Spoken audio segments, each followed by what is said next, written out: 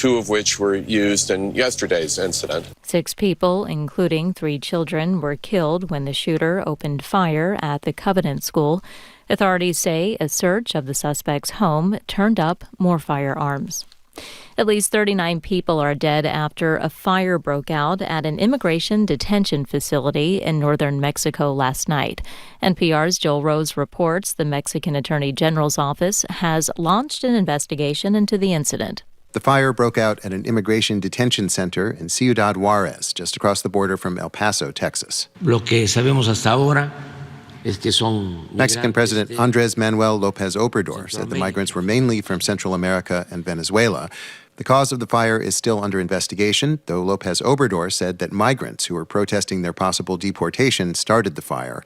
Tensions between migrants and authorities in Juarez have been mounting in recent weeks since the U.S. announced tougher restrictions at the border. The city's shelters are full of people who are waiting for a chance to cross into the U.S. Joel Rose, NPR News. Israel's largest trade union is calling off a nationwide strike after Prime Minister Benjamin Netanyahu postponed a vote to overhaul the country's Supreme Court. NPR's Daniel Estrin reports protest leaders are considering their next steps after 3 months of demonstrations against the government's plan. Netanyahu's coalition wanted the power to select some Supreme Court justices, a move protesters say threatens democracy.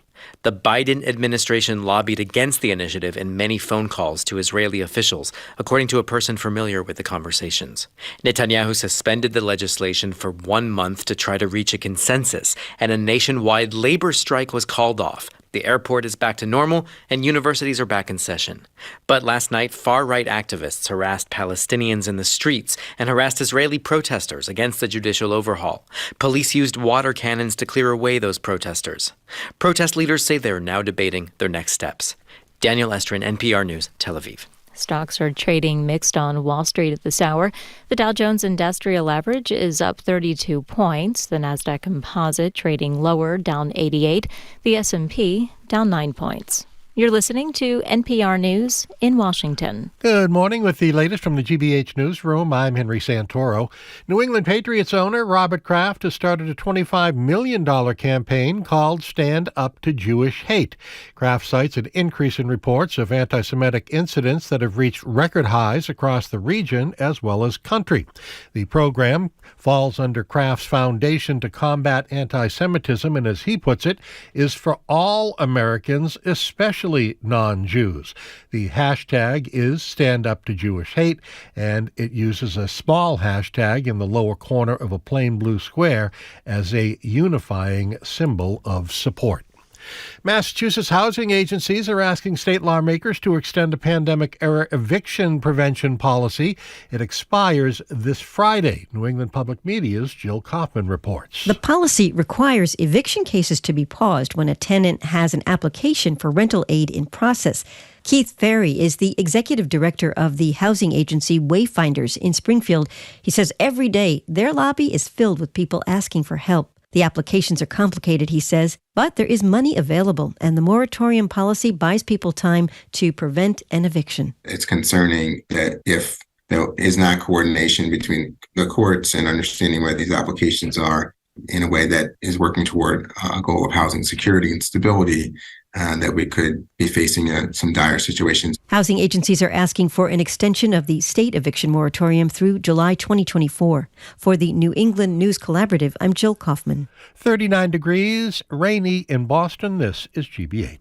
Support for NPR comes from NPR stations. Other contributors include the Lodestar Foundation, inspired by the principle that helping someone else less fortunate is a path to a happier, healthier, and more meaningful life.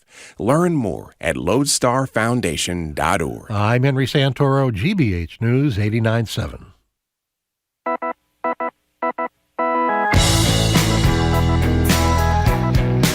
Here's Jim Browdy. I am Marjorie Egan. You're listening to Boston Public Radio, 89.7 GBH. We are broadcasting live as we do every Tuesday and every Friday from the Boston Public Library, and we are streaming both on YouTube and Facebook, facebook.com/GBH News and youtube.com/GBH News. Good morning, Jim. Hey there. By the way, the first text I think is for you. Hello, I am interested in 2 tickets for the March 31st Browdy Egan show.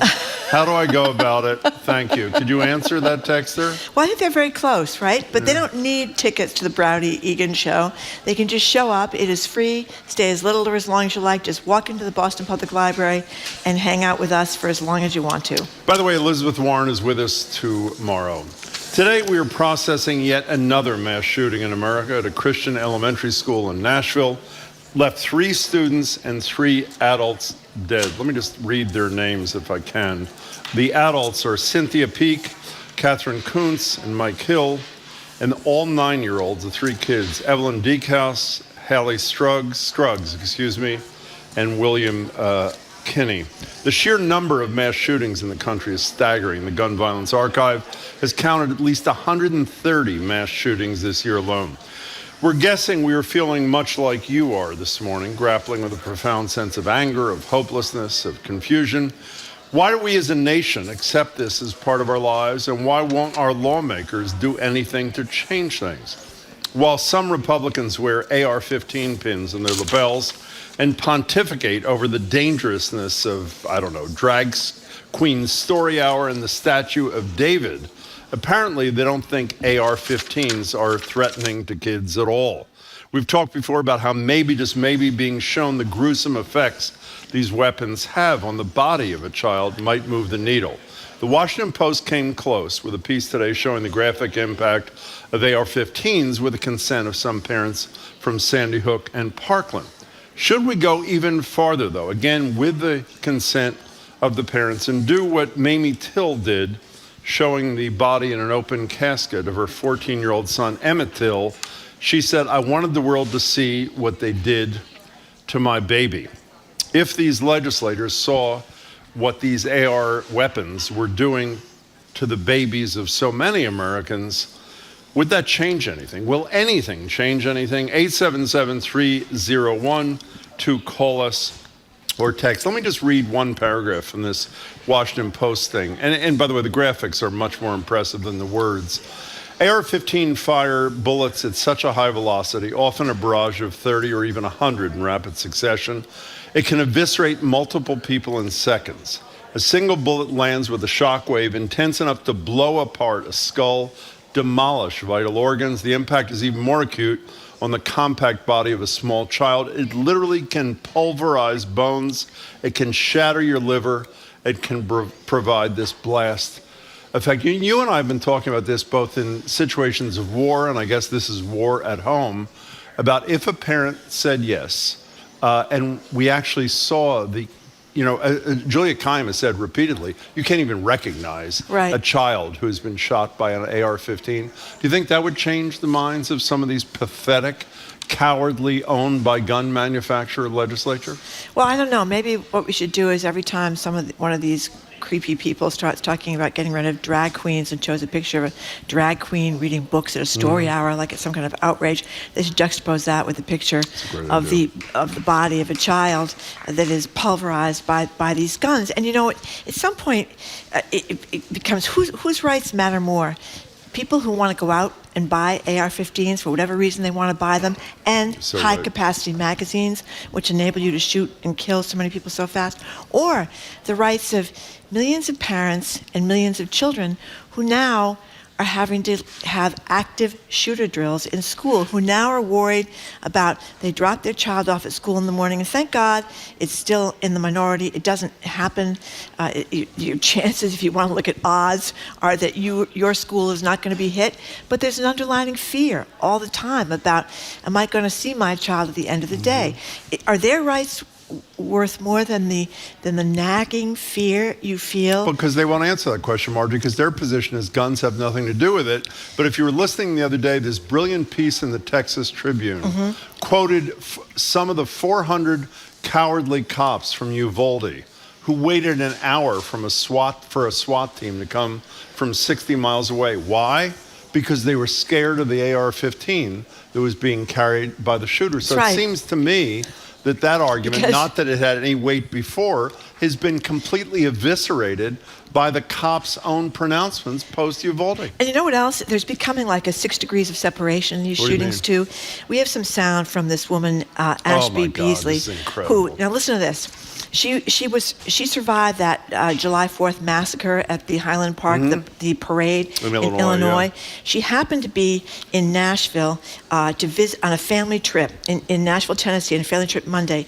And you know why she was there? No, I don't. She was there, part of the reason she was there, because she was going to have lunch with a friend of hers whose son was killed in a mass shooting at a Waffle House in Tennessee 5 years ago. So her friend had lost a child at a Waffle House, but the friend called her to postpone the lunch because her second surviving kid was in lockdown in a Nashville school because of the shooting. So here's Ashley Beasley talking about this school shooting yesterday, interrupting a Fox News reporter to call for change.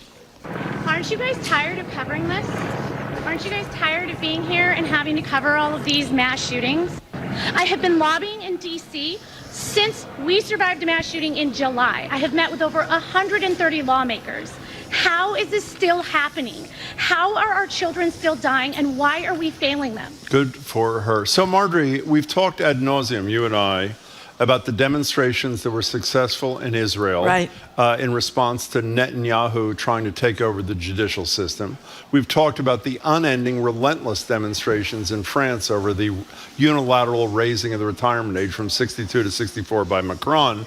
What if it turned out people had the exact same reaction here in the streets of this country until Republicans in Congress and a few holdout Democrats decided to ban assault weapons and high-capacity magazines? Well, we have, and this has all happened in my adult lifetime, when we used to have very normal Republicans, very normal Democrats, few people on the fringe on either side. We basically have a Republican Party that's lost its marbles, that's opposed to almost everything that people want, like reasonable background checks, like reasonable gun control, like reasonable health insurance, like reasonable curbs on climate initiatives. They're on the wrong side of all these issues because of money interests or just their own political ambitions. So I think you have to keep calling out the people that are causing this. I mean, John Cornyn, it said, Texas. Actually, he's the Texas senator, and he was involved in that.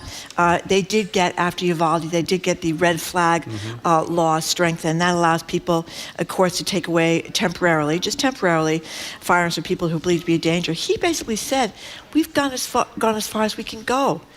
What is he talking about? We did have an assault weapons ban during the 90s. Remember, we did. And what we need is what Biden keeps talking about, is we need an assault weapons ban. Listen to this text from Amber in Worcester. When is enough going to be enough?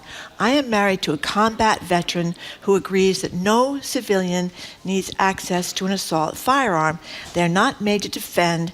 They're made to kill, and kill effectively. And as you just said, they're basically made to pulverize people, and we're pulverizing kids. 877-301-8970. Whatever observations you have on Nashville, if you want to comment on the notion about showing the bodies, assuming the parents said yes, of these young kids after their bodies are pulverized, should we have mass demonstrations? Not one-day demonstrations, but mass demonstrations a la Israel, a la France. What should we do if you are troubled by the carnage in schools and everywhere else in this country? Ishmael in Milton, you're first on Boston Public Radio. Thanks for the call. Hi. Hi, thank you. Long time listener, second time caller. Thank you. But regarding the pictures, my views changed after Sandy Hook, right? I was so shook up from Sandy Hook. I really thought that something was going to happen. So do we all. And nothing happened. So if we show pictures, we will have that visceral reaction, and then we'll become numb to it. And so I don't think that much is going to change. Unfortunately, it's when things affect us personally that we make changes. It's not when we see news that has happened, in Tennessee or Texas or somewhere else. When it comes home and hits home, then then that community decides. Well, with all due respect, Ishmael, sometimes it hits home literally and figuratively, and it does move people. Remember Steve Scalia? Is he the number 2 ranking Republican in the House? I think so. I think number 2 was shot at that baseball game in Washington, came back. People naively assume, including me, that he may get some level of religion on guns. In fact, he just got more baked in. So, that's what I was exactly thinking about while I was waiting. Yeah. And what I said to myself is, he's a politician. Their number one job is to get elected. Their Exactly. number two job is to get reelected. So I don't think that, it's going to affect him. He would rather pass away, unfortunately, than to lose his seat. So we're not going to have, this is not going to come from the politicians in Washington. It has to come, I think, as you were saying about the protests, there has to be a mass protest from these communities, down south.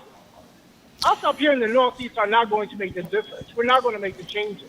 It has to come from those communities down south. And, well, let me in a small way disagree. John Rosenthal, head of Stop Handgun Violence, who's a Massachusetts-based real estate developer, has had a huge impact on gun reform, not just here, but beyond our borders.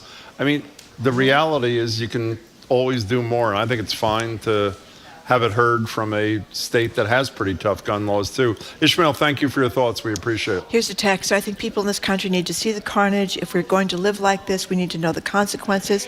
Congress insulates themselves from the reality of their decisions with the lobbies, and someone with courage needs to break norms and show what is actually happening to regular, good people. Isn't there a consensus that seeing Emmett Till being totally unrecognizable began to change the world because of the courage of his mother? Yeah, well, I think so. I mean, it was incredible that she did that and allowed a magazine to take pictures of him and allowed all those thousands of people who came and saw his body to see what, as she put it, they had done to her son. Her baby. Ellen in New Hampshire, thank you for calling. Hey, Ellen. Hey, thank you for taking the call. Sure. I am so disgusted by this. Nobody should have weapons of war. They should not be able to get them. But I still have a kid in school. She's in high school. And I'm going to tell you, it's not that these kids don't think about this, because they have had things happen where they've all had to run for their life when she was in middle school. It wasn't real, but it happened, and the kids were actually, some kids were throwing up. It was terrible. But I would actually spend every penny. I would go homeless. If something like that happened to my kid, I would buy every billboard and rent every available space and put what my child looked like before and what my child looked like afterwards, because you can't recognize these kids. And we have got to make it a priority that we do not elect people who can be bought.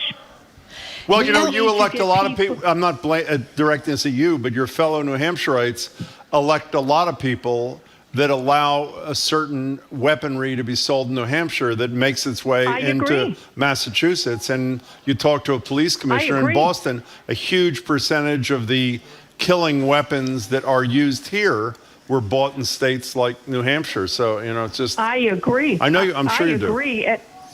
And I think that there should be bringing it over a line.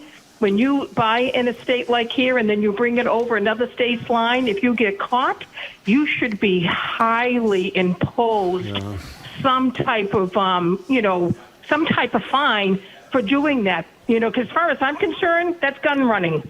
Hey, Ellen, thanks for the call. You know what's interesting, by the way, about how a moderate is described? How is Governor Sununu, if he enters the presidential race, seen as a moderate. Right? And he presides over a state where essentially it's a free-for-all when it comes to weapons. I know you've told...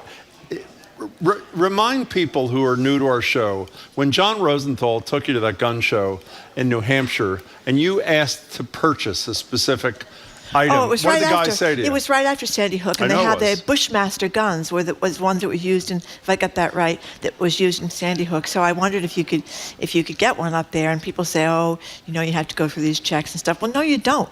You just can go up there, and I think they were selling at the time for $500. And if I had $500, I could have bought one of those guns and taken it home with me and shot people up. Didn't you ask the gun seller? High-capacity magazines. Didn't you say it's illegal in my home state? What did he say to you? He said, just don't get stopped by the state cops coming across the border to Massachusetts. And I think that the high-capacity magazine is just some plastic thing. I think it was only like $20 or $30, but it enables you to shoot all these people really, really quickly.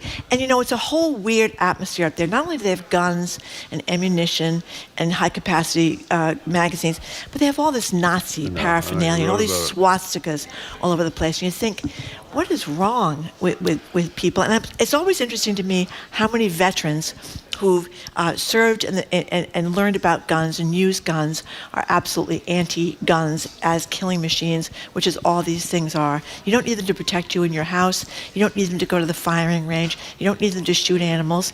They've just become the weapon of choice of mass murderers. Well, it's not just veterans. How about, remember when the Republican Party used to love cops before January 6th, law enforcement Cops don't like them either. Cops don't like them either. Exactly. Cops want this stuff banned, and obviously that's one area where they think the cops are full of it because it's going to stop the flow of money from the gun manufacturers. Matt in the car, thank you for calling. Hey, Matt.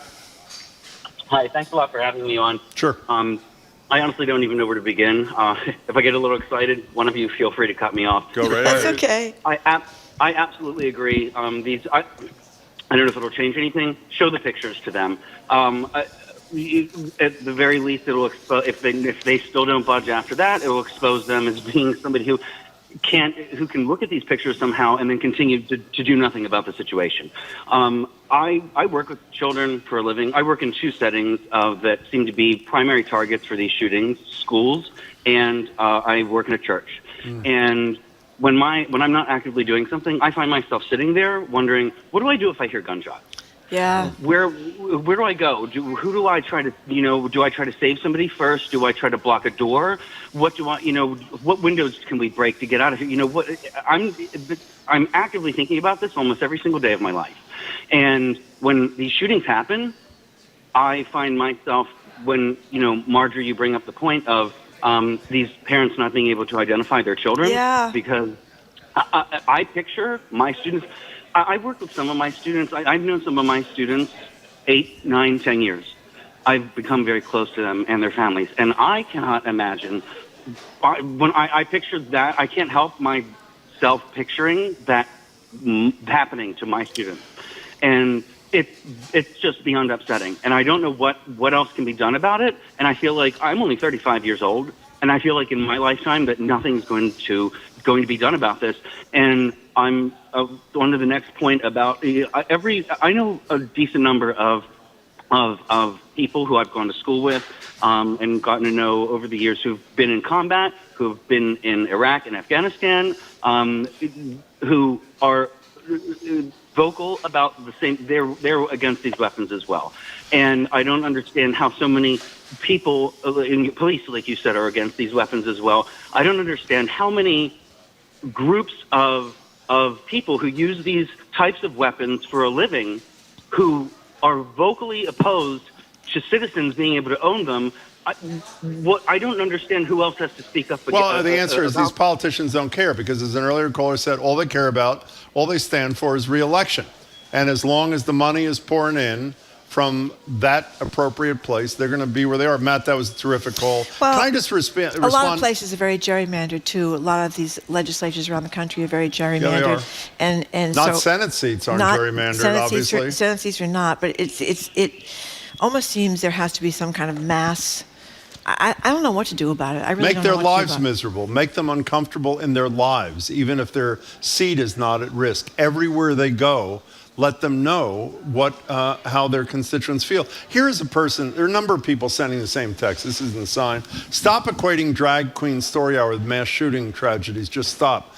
We're not. We're not. They are. Well, actually, they are not. What we are trying to say, and we'd love you to call, by the way, at 877-301-8970, any of the people who are sending these kind of texts, is they have decided that drag queen story hours are a threat to the health and safety of children, and they're being outlawed in lots of states, or at minimum, trashed by elected officials. Or going after gay rights. They're going after gay rights. Right, exactly. They're going after women's rights. Yeah. These same people don't consider AR-15s to be a threat to kids. And if they did, the assumption is that they would do something. So with all due respect, we're not going to stop. And if you want to advocate your position, we would love you to call us on the phone. Well, the point is that firearms are now the leading cause of death of children in the United States of America. Guns are the leading cause of death of children. Not car accidents, not any kind of disease, it's guns. So that's kind of the ridiculous irony. They're talking about we want to protect the children, protect the children, protect the children. Well, you don't want to protect the children because the thing that's killing them, you're doing nothing about except loosening the laws. So many of these states are making, like Tennessee, are making it even less difficult to get a gun. So we got to take a break. Before we do, I don't know if I asked you this the other day, but my apologies. If John Cornyn, Texas senator, were standing here, and he got booed, and remember? we read him. I do. He's still elected, and we read him, or Ted Cruz. We read him what cops in his own state, 400 Uvalde cops or cops from the area, said they didn't go in and protect those kids for 60 minutes till it was too late because they were scared of the weapon. What would he say as a guy, both of them are, Cruz and Cornyn, who say it's not about the gun? It's not. It's nothing. What would they say? It's getting a little bit harder to say it's about mental health because they don't do anything about mental health either. And as many people have pointed out, people have mental health issues all around the world. There's only one place that has this kind of killing, and it's because we have such easy access to guns. Anyway, we're talking about something that's sadly become a frequent topic because we've had, how many mass shootings have we had? 130 this year. 130 this year, and I think 60-some children have already been killed, and it's only March. So anyway, we're taking your calls and texts at 877-301-8970, 877-301-8970. We're broadcasting live from the Boston Public Library, and we are streaming live on YouTube and Facebook, youtube.com/GBH News and Facebook.com/GBH News.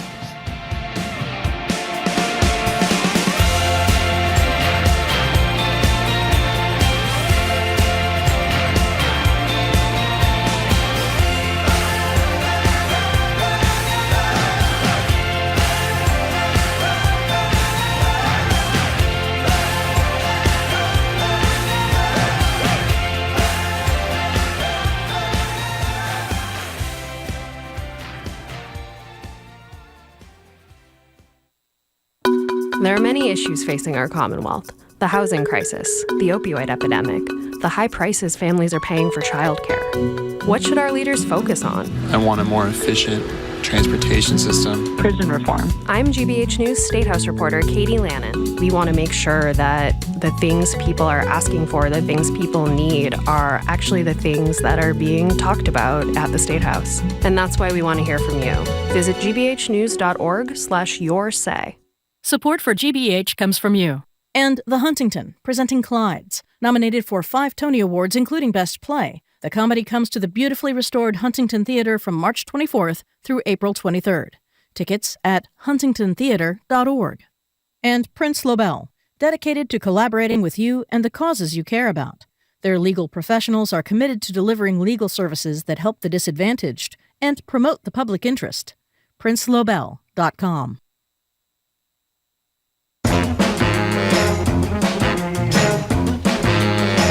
Welcome back to Boston Public Radio. We're live at the library, streaming online at facebook.com/GBH News and youtube.com/GBH News. Tomorrow we are joined by Senator Elizabeth Warren. We'll obviously talk to her about it. We're talking about the Nashville execution, 6 people, 3 kids, 9 years old, 3 adults murdered there, how nothing happens, about whether or not we should at least invite parents to emulate what Mamie Till said when she left the casket open on her unrecognizable 14-year-old son, Emmett, saying, I wanted the world to see what they did to my baby. Would that change anything? Would mass demonstrations change anything? This is interesting, how you have to live. I'm a high school parent, and when we hear more sirens than usual, a friend and I text each other to determine if it's heading to the high school. That's a nice way to live, isn't it? Well, I think that you hear this constantly from parents, right? That their own children are worried about. I mean, we have to have active shooter drills for 5-year-olds in kindergarten. I mean,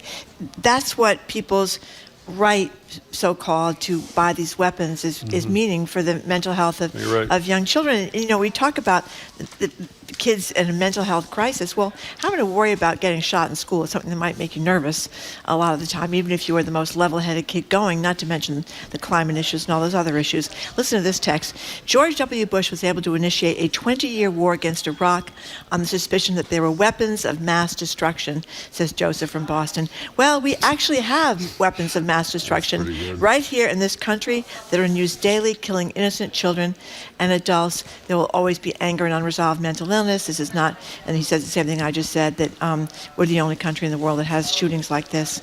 So it's not the mental illness, it's the guns. You know, by the way, I want to remind people again, every opportunity we have to talk about how important a presidential election is because of his power, like Trump, to pick 3 nominees and ultimately confirm justice of the Supreme Court.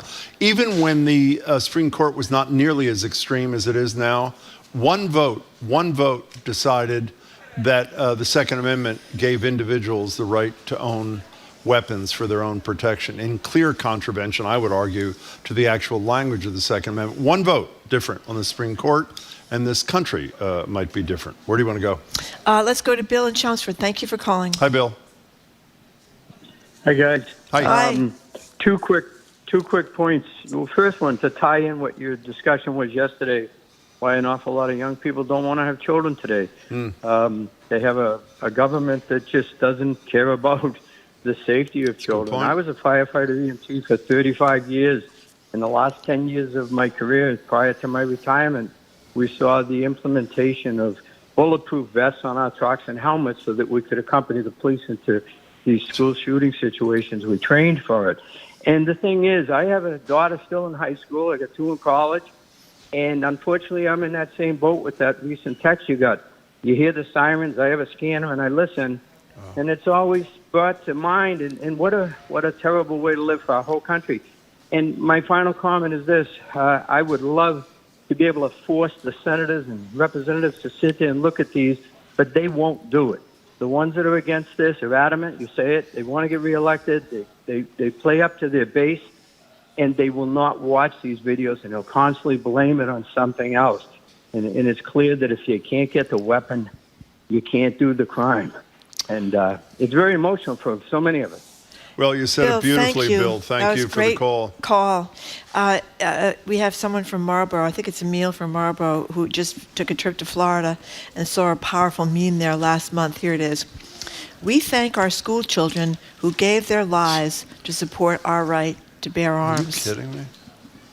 That is unbelievable. That is unbelievable. Yeah. Jackie from Chelmsford, thank you for calling. Hi, Jackie. Hi, guys. Long time no speak. Oh, Jackie, how are you? It's really good to hear your voice. Oh, it's great to hear you guys. We need to stop naming the shooters.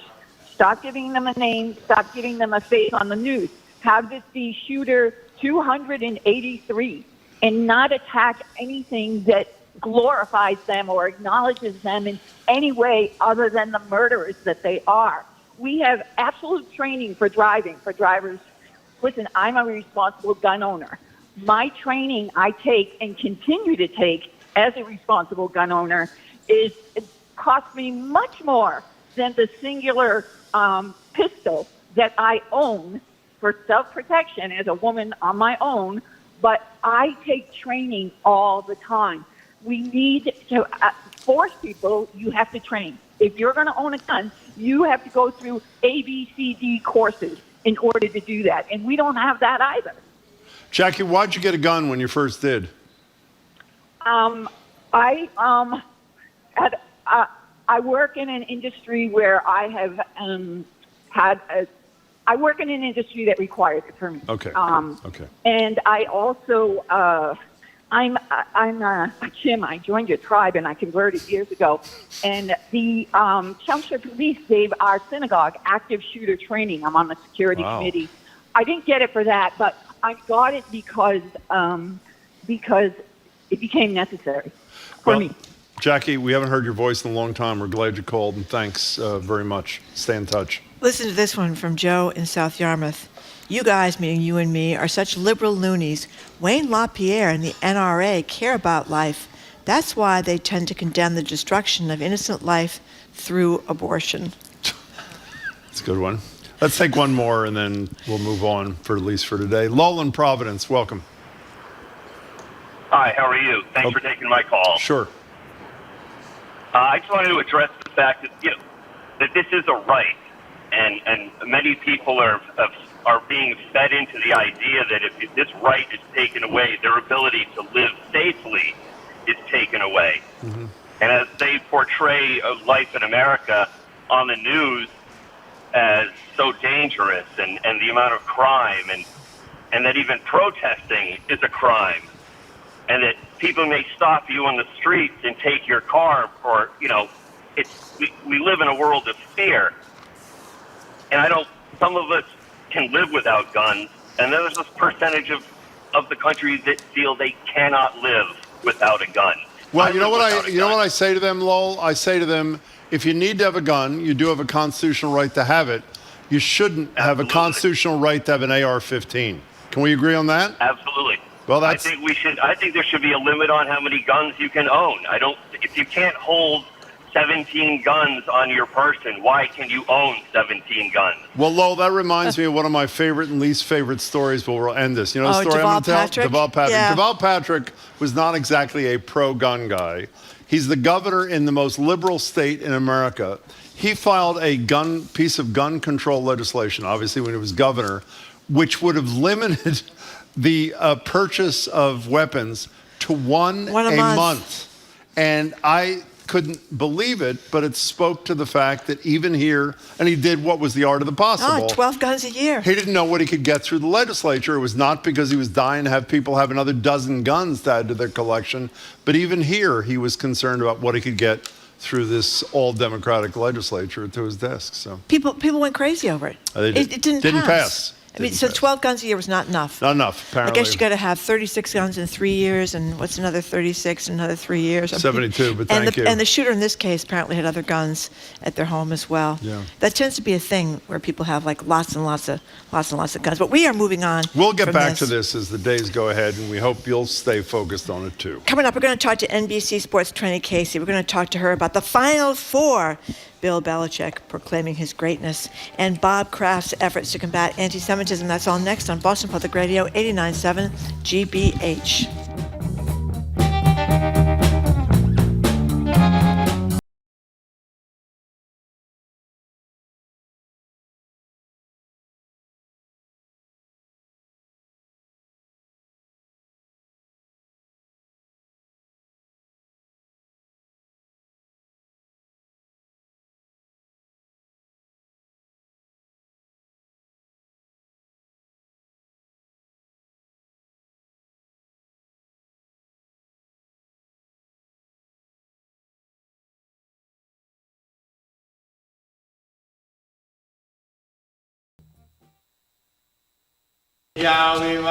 These Buddhist monks are praying as a 7-foot-long crate is pried open at the National Museum of Cambodia.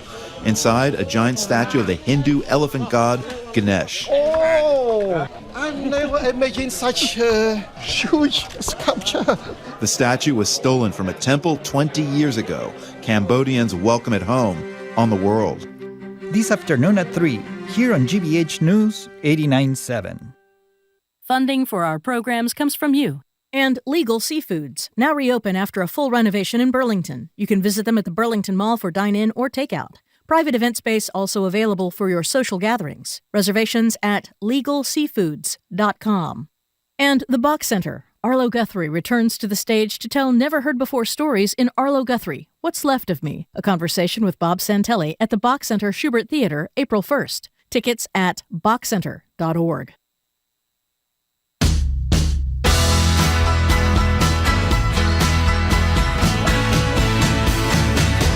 Welcome back to Boston Public Radio. Jim Browdy and Marge Regan. We're live at the library, streaming online at facebook.com/GBH News and youtube.com/GBH News. And Elizabeth Warren, as the Senator Elizabeth Warren, who announced yesterday she's running for a third term, will be joining us tomorrow. Now for a little bit of a change of pace, which we need. We're joined at the library by Trenny Casey, anchor and reporter for NBC Sports Boston. Hello there, Trenny. Hi, guys. Hi.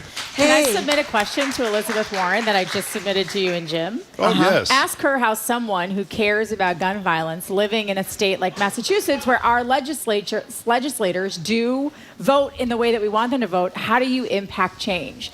Like, if we march in the streets here, what happens? Like, what would she suggest and how we can actually enact change? Well, I told you, there is a piece of legislation that I believe is pending on Beacon Hill, which would be a great model, which would require that or mandate that you cannot manufacture a weapon within our borders that couldn't be owned within our borders. For example, we have an assault weapons ban, and Smith & Wesson is reportedly moving to where? I think they're moving to Tennessee or something. I'm not sure, but because of that. But I think that'd be a great model for a lot of bluish kinds of states. Okay. Not to mention the fact if there were mass demonstrations here, even if it's only Massachusetts, they'd be on the news. Well, So I will set an contact example. my local legislatures and let them know. Good. So let's talk about some basketball here. Caitlin Clark is turned out to be a massive, she's described in this piece from on the NCAA Women's Tournament as the greatest artist in college basketball. She's with Iowa. I guess they're still in the running, right? They're in the Final Four. And we've got some coverage of her on ESPN making this three-pointer against Louisville yesterday. Here's Clark, guarded by Robinson. Clark firing again. Oh, my! Oh, my. Caitlin Clark, a showstopper. Did you see her line? 41 points. What was it? 12 rebounds and 10 assists. The first ever triple-double in NCAA tournament history. Not in men's or women's. Wait, there's never been a triple-double? There's never been a triple-double in NCAA tournament history. Double-digit rebounds, assists, and points. And points. Wow, so she had 41 that. points, 12 rebounds, 10 assists. So she's a superstar. Yes. I watched videos of her last night. Unbelievable. She's only 6 feet tall, too. I mean, only 6 feet tall. That is tall for a girl. Well, even in women, a lot of women but she's are a in guard. the high sixes. Well, she's a guard. A lot of guards are a little smaller, 5'7" to 5'10". So, and she has this like really fun, infectious personality. Like she's really goofy, and I thought it was great. So after Iowa advanced, and when she went, this is what I like about her the most. She has so much confidence. When she was, she could have gone anywhere. She could have played like Iowa. I mean, even I don't follow women's college basketball that closely, so this is something that I learned. But even, Iowa isn't like, it's not a top tier program, right? It's not your Tennessee, your UConn, your South Carolina, your Notre Dame, Stanford, those types of programs. But she stayed in state. She's from West Des Moines, and she stayed at Iowa. And when she accepted and said she was going to go to school there, she said, I'm going to go there and I'm going to take them to the Final Four. They had not been, I think, in like 30 or 35 years. And their head coach is great. She's won like 853 games, but she's never gotten to the promised land. And Caitlin Clark is like carrying this team on her shoulders, and her family was there, and she like chucked the ball to her family after they I know, that was great. Told her dad to take the ball and run out of the stadium. Run out of the stadium. She said it because otherwise the NCAA is going to try to steal it, and I want it for myself so that I have this like memento for what I did. But I have to say, like, it still isn't quite the coverage that the men's tournament gets. No, it's not. There's not like the pregame shows and the postgame shows and all of this stuff in the same way, like for the men. But women's basketball is getting a lot more attention this time around, this March, than I think they ever have before. Well, we learned that Tom Brady is acquiring ownership stake in the WNBA, so maybe Caitlin Clark, Tom Brady, and some of these other young great athletes can like change things around. Yeah, I mean, listen, I you know how I feel about Tom Brady. I'm a little hot and cold on him because sometimes I think he's a bit of a weirdo. But I love that he has invested in the Las Vegas Aces. Now, okay, go with a front runner, Tom Brady. They just won the WNBA championship this year. But I love what he said. I don't know if you guys happen to see this. And I think it was gone already, so I wasn't able to send it because he put it up on his Instagram stories. But Tom Brady did like an Instagram story and said that the reason he wanted to invest is because he believes in women's sports. And because of his three sisters. He has three sisters. Yeah. He went and watched women's basketball and softball growing up. His niece, I believe, is a top-tier, highly recruited player who's either is at UCLA right now or about to go to UCLA to play softball. So he comes from a really family of like very athletic women. I just think it's really important for big-time male athletes to invest in women's sports because, and I hate that this is the case, but I think it legitimizes them a little bit more. And having his money, his backing, his voice, like it draws attention to the sport. And if that's the way that we have to get there, people just get eyeballs there, will watch the games just to see him sitting in the stands. Yeah. By the way, we should do a shout out for a woman down the street who invested a ton of dough. We don't know how much in the WNBA too. Linda Henry. Linda Pizzuti Henry. The Globe. Yeah, she did. Investor. That's a big deal. And Tom Brady's daughter, I think, is almost 6 feet tall, and she's only about 9. Vivian. So can we spend only a minute on the men's Final Four? I have to say, a lot of people, and I think I would have felt this way years ago, really excited because 3 of the 4 teams had never been to the Final Four, which is sort of exciting. The problem for me is when I was younger, and I don't mean like 80 years ago, I mean like even 20 years ago, all these players played 2, 3, 4 years, you got to know who college players were, and you had favorites, which is a huge part of this. I've never heard any of these players because the best players generally do one and done. They play a year and then they go pro. So wasn't Tatum a one-year Duke guy? Tatum was a one-year Duke guy, but like I also think that for schools like the ones we're watching, and even I would even put UConn in this camp, the one and done players tend to go to Kansas, Kentucky, Duke, sometimes UCLA, maybe some of the SEC schools, like your Power 5 conferences. You know, these teams like San Diego State University, like I don't know many kids that are going to be one and done at San Diego State. If they're a huge star in the Final Four, they might be. Maybe, but I mean, even this, I think it's a different type of basketball. Some of these lower seeded teams, like the kid at Alabama who was involved, like provided the gun. Yeah, I know. I was rooting hard against Alabama. I was happy that they went out early. Provided the gun that killed a woman. Yes, yeah. And it's we'll get into that. We suppose we could have gotten into that at a different time. And he's a player for Alabama? He's a player for Alabama, yeah. And his coach like brushed it off. He's a top player. He's like one of their best players. And for a top-ranked team, too, which lost. Has he been charged with a crime? Not yet. We'll see. We'll see if they cover it up for him down there in Alabama, because we know how they like to treat their superstar athletes. Yeah. But even at like the University of Miami, like football is it at the University of Miami. Like basketball is kind of secondary. Like Miami, San Diego State, and Florida Atlantic University. Like guys aren't going one and done at FAU, right? Like even if they're a good player, most of them, quite frankly, probably aren't good enough to be one and done in college. And even at North Carolina, a team that was supposed to be really good this year, like 2 of their best players are coming back. So I do think there is a little bit of a trend, and I do think that I have mixed feelings about name, image, and likeness, and the ability for players to make money at the college level, but their ability to monetize their stardom while they are in college does give them more latitude to stay in college, have that experience, stay longer, because the reason a lot of these kids are one and done is because, you know, a kid like Jason Tatum will tell you he didn't come from much, and he now supports, you know, his family. Well, remember those stories about how kids would be in the NCAA finals and their parents couldn't afford to come see them play, and meanwhile these colleges are making millions of dollars off their talent. A more important story was Derek Jackson's brackets. When Derek Jackson used to be at the Globe and would do the brackets not based upon records of the 64 teams, but based upon graduation rate, and that was pretty powerful stuff, because some of these kids don't make the pros. Can we move? Can we talk really quickly about how much I want UConn to win? Because I bet on them. I put some money on them at plus 850 when they were at the beginning of the tournament. I put money on them. Like I think after the second round, so as we got into the Sweet 16, I was like, oh man, a lot of big teams are getting knocked out. UConn's always there. I was like plus 850. That's good money right there. Are you being paid by DraftKings or what's the deal? You should be. But hey, DraftKings or FanDuel, I'm available. Okay, so Bill Belichick. You know, I am, as you know, I'm really invested in the Belichick versus Brady, who was a thing. And you know where I stand. Here's Belichick yesterday at the NFL owners meeting, answering a question about what message he might say to his fans. Here's the reporter and then Belichick. But why they should be optimistic. Here it is. Well, you'll hear. What would you say to them to give them a reason to be optimistic for what's ahead for the Patriots?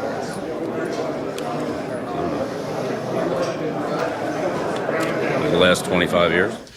You know, let me just say something. Let me do major blood boil because there's more important things. The last 25 years. So he can't just answer the question. By the way, I thought of you the entire time I was watching that press conference yesterday. I was like, Jim is losing his mind if he's watching this right now, because he's such a jerk to everyone.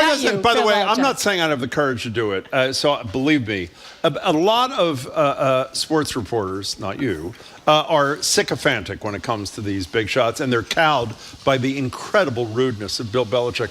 Why didn't someone say to him afterwards, well, for 20 of those years, you had the greatest quarterback in history. You don't have him anymore. How about that, Mr. Belichick? Yeah, I mean, I think it is hard.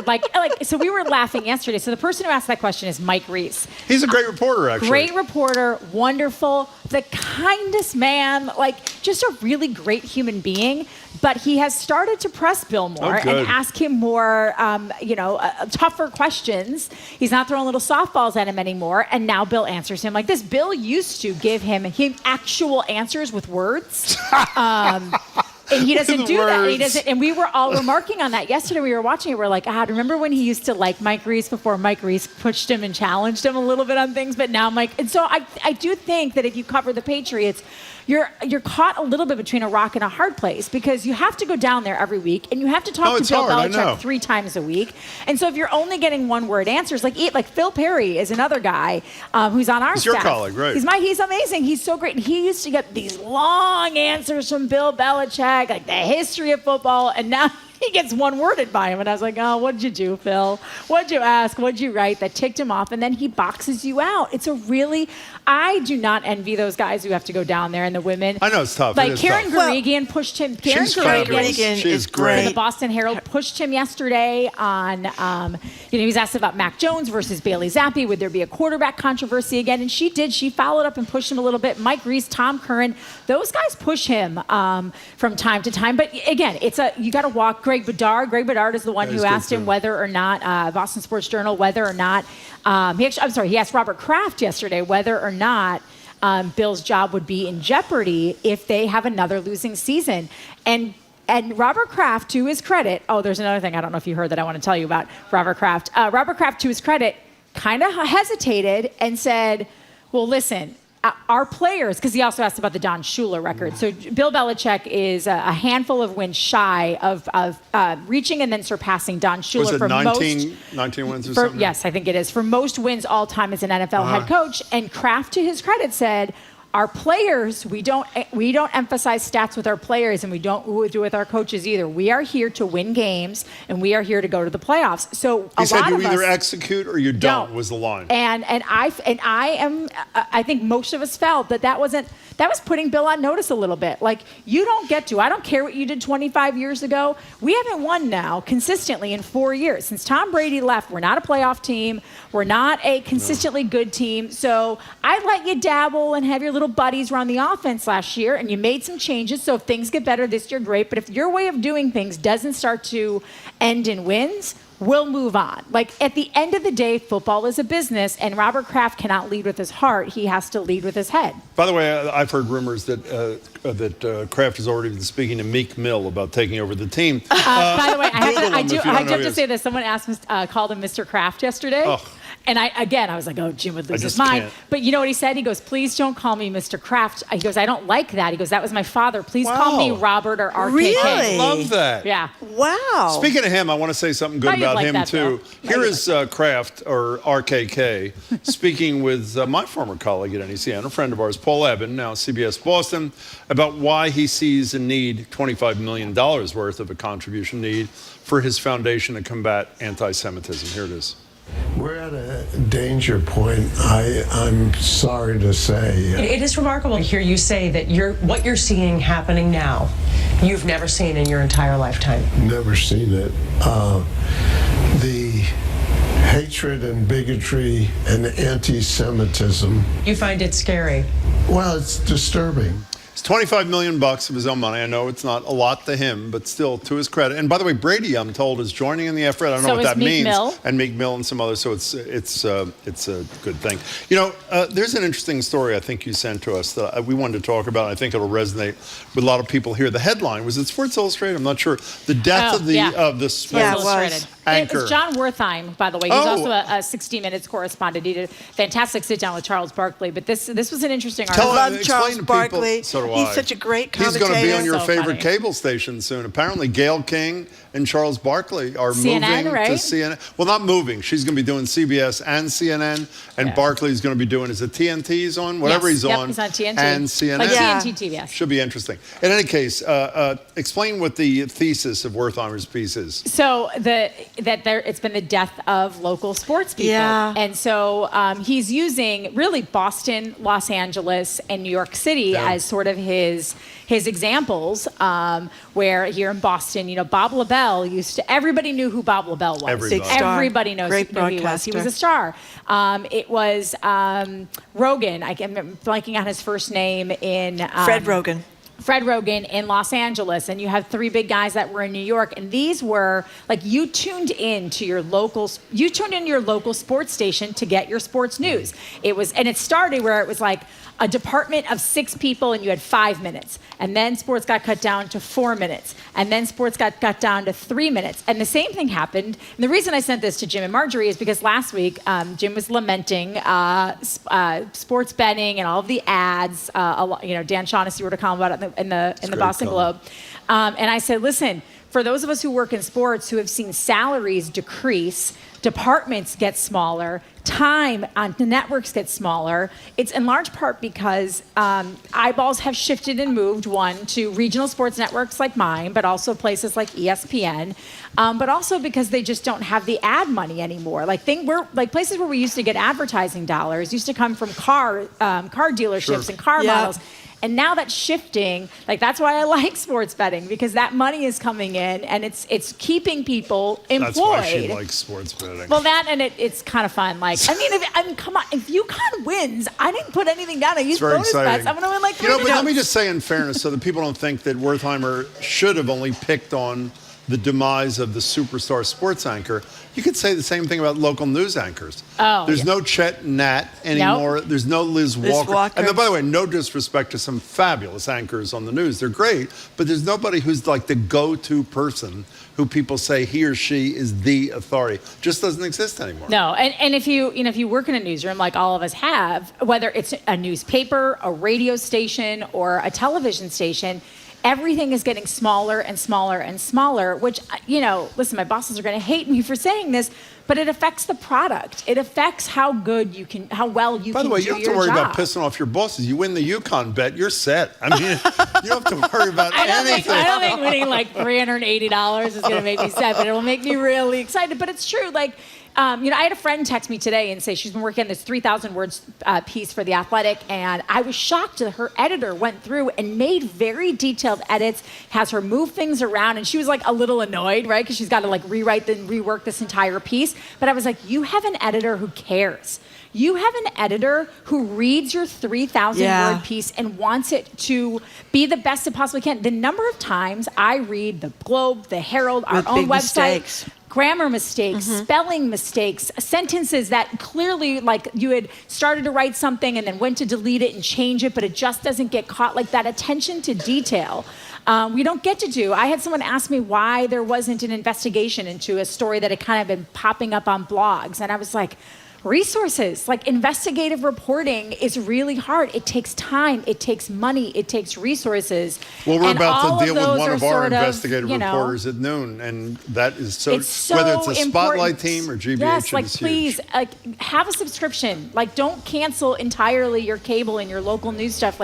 Those things are important to journalism. After the Final Four, buy a subscription for all your friends. I mean, you can go on vacation. I have subscriptions to almost we are out of time here. My husband hates it. Speaking with Trenny Casey, she's an anchor and reporter for NBC Thank Sports you, Boston. Thank you very much for coming in. Good to see Coming you. up, as Jim just said, our deputy investigative editor at GBH News Center, Jennifer McKim. She's an investigative reporter, and she's discussing her latest story on dozens of lawsuits claiming malpractice against a Shattuck Hospital surgeon. She's next on GBH Boston Public Radio.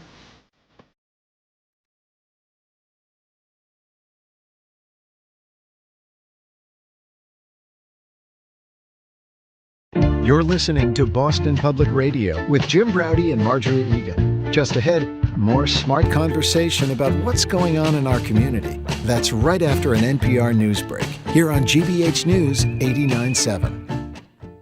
Our programs are made possible thanks to you. And Tools of the Mind, the research and play-based curriculum, offers pre-K and K teachers tools designed to help ensure children develop cognitive, social, emotional, and self-regulation skills. toolsofthemind.org. In 1969, 2 anti-war protests persuaded Nixon to cancel plans to escalate the war in Vietnam. Learn how the movement changed history on American Experience, The Movement and the Madman, tonight at 9 on GBH2. I'm Jim Browdy. And I'm Marjorie Egan. And you and I are listening to 89.7 WGBH HD1 Boston. Online at gbhnews.org. GBH News with NPR, what matters to you. I'm Jim Browdy, head on Boston Public Radio, live from the Boston Public Library. A new report out of the GBH News Center for Investigative Reporting focuses on a controversial and some say dangerous prison surgeon and the systems that can enable medical abuse. Our colleague Jen McKim will join us. Then it's Cambridge's Cicada Coffee Bar chef and co-owner Vincenzo Lay, whose creative and joyful take on Vietnamese cuisine is getting recognition from the James Beard Foundation. I'm Marjorie Egan. The Florida principal who left her job after parents raised hell over sixth graders keeping Michelangelo's David has been personally invited by the mayor of Florence to visit the city that hosts the famed sculpture. We'll talk about that and the latest on arts in the Commonwealth with GBH's Jared Bowen. Then it's the Boston Globe's business columnist Shirley Young on whether this new MBTA general manager can actually turn the trains around and finally get the system working again. All that ahead on Boston Public Radio 89.7 GBH. Live from NPR News in Washington, I'm Janine Herbst. A new charge has been unsealed against Sam Bankman-Fried. He's the disgraced founder of the cryptocurrency exchange FTX. As NPR's David Gura reports, he's accused of conspiring to bribe one or more Chinese government officials. This is the 13th charge Sam Bankman-Fried faces, related to the spectacular collapse of FTX late last year. He's accused of conspiring to violate the Foreign Corrupt Practices Act. Back in 2021, China had frozen several trading accounts that belonged to the hedge fund Bankman-Fried founded. In a newly unsealed indictment, federal prosecutors allege Bankman-Fried caused a bribe payment of about $40 million in cryptocurrency to unfreeze those accounts, and they say he authorized the transfer of tens of millions more. A hearing is scheduled to take place on Thursday. David Gura, NPR News, New York. The deadly school shooting in Nashville, Tennessee, is renewing the ongoing debate over passing stricter gun laws in the U.S. NPR's Windsor Johnston reports congressional Democrats and the White House have repeatedly pushed for tougher measures, including a ban on assault-style weapons. Democratic Senator Dick Durbin says it boils down to one question that voters need to ask congressional candidates moving ahead. Are you willing to vote to eliminate assault weapons? If the answer is no, my vote is no, as far as you're concerned. Unless and until American people decide they've had enough and they are going to make this a critical swing issue in the next election, it's not going to change on Capitol Hill. With Republicans in control of the House, it's unlikely that lawmakers will take action to pass stricter gun control laws. On Monday, President Biden repeated his call to Congress to ban assault-style weapons, which are used in a majority of the deadliest mass shootings in the U.S. Windsor Johnston, NPR News, Washington. After 3 months of street protests and turmoil inside the military that intensified into a nationwide labor strike yesterday, Prime Minister Benjamin Netanyahu put the brakes on his plans to take some control over the judiciary in Israel. He's agreed to postpone the move for a month to try to reach a consensus with the opposition, but protesters say they're not ready to give up the fight. NPR's Daniel Estrin has more on what's next. Netanyahu could just drop this judicial overhaul and promote another part of his coalition's religious ultranationalist agenda. He does need to placate his hard-right coalition partners so that he can stay in power. That's the best place for him to be while he's on corruption trial. He even placated his far-right security minister last night, promising him his own National Guard, which many people see as a scary prospect. But Netanyahu will do anything he can to survive. NPR's Daniel Estrin reporting. Wall Street is trading in mixed territory at this hour. The Dow is up 77 points. The Nasdaq is down 62 points. The S&P 500 down 2. You're listening to NPR News. Good afternoon from the GBH Radio Newsroom in Boston. I'm Henry Santoro. Members of the New Hampshire Democratic Party have called on New Hampshire Governor Chris Sununu to cancel his speech at a leadership forum hosted by the NRA next month. The call comes in response to the horrific mass shooting in Nashville yesterday. NHDP Chair Ray Buckley says the very first bill Sununu signed into law as governor was anti-gun safety legislation that the New Hampshire Association of Chiefs of Police called dangerous. No word from Sununu on whether he'll cancel. And it was standing room only last night at a meeting in Plymouth on the future of the Pilgrim Nuclear Power Station. Residents are calling for Pilgrim's owner Holtec to be denied a federal permit that would allow it to discharge radioactive water into Cape Cod Bay.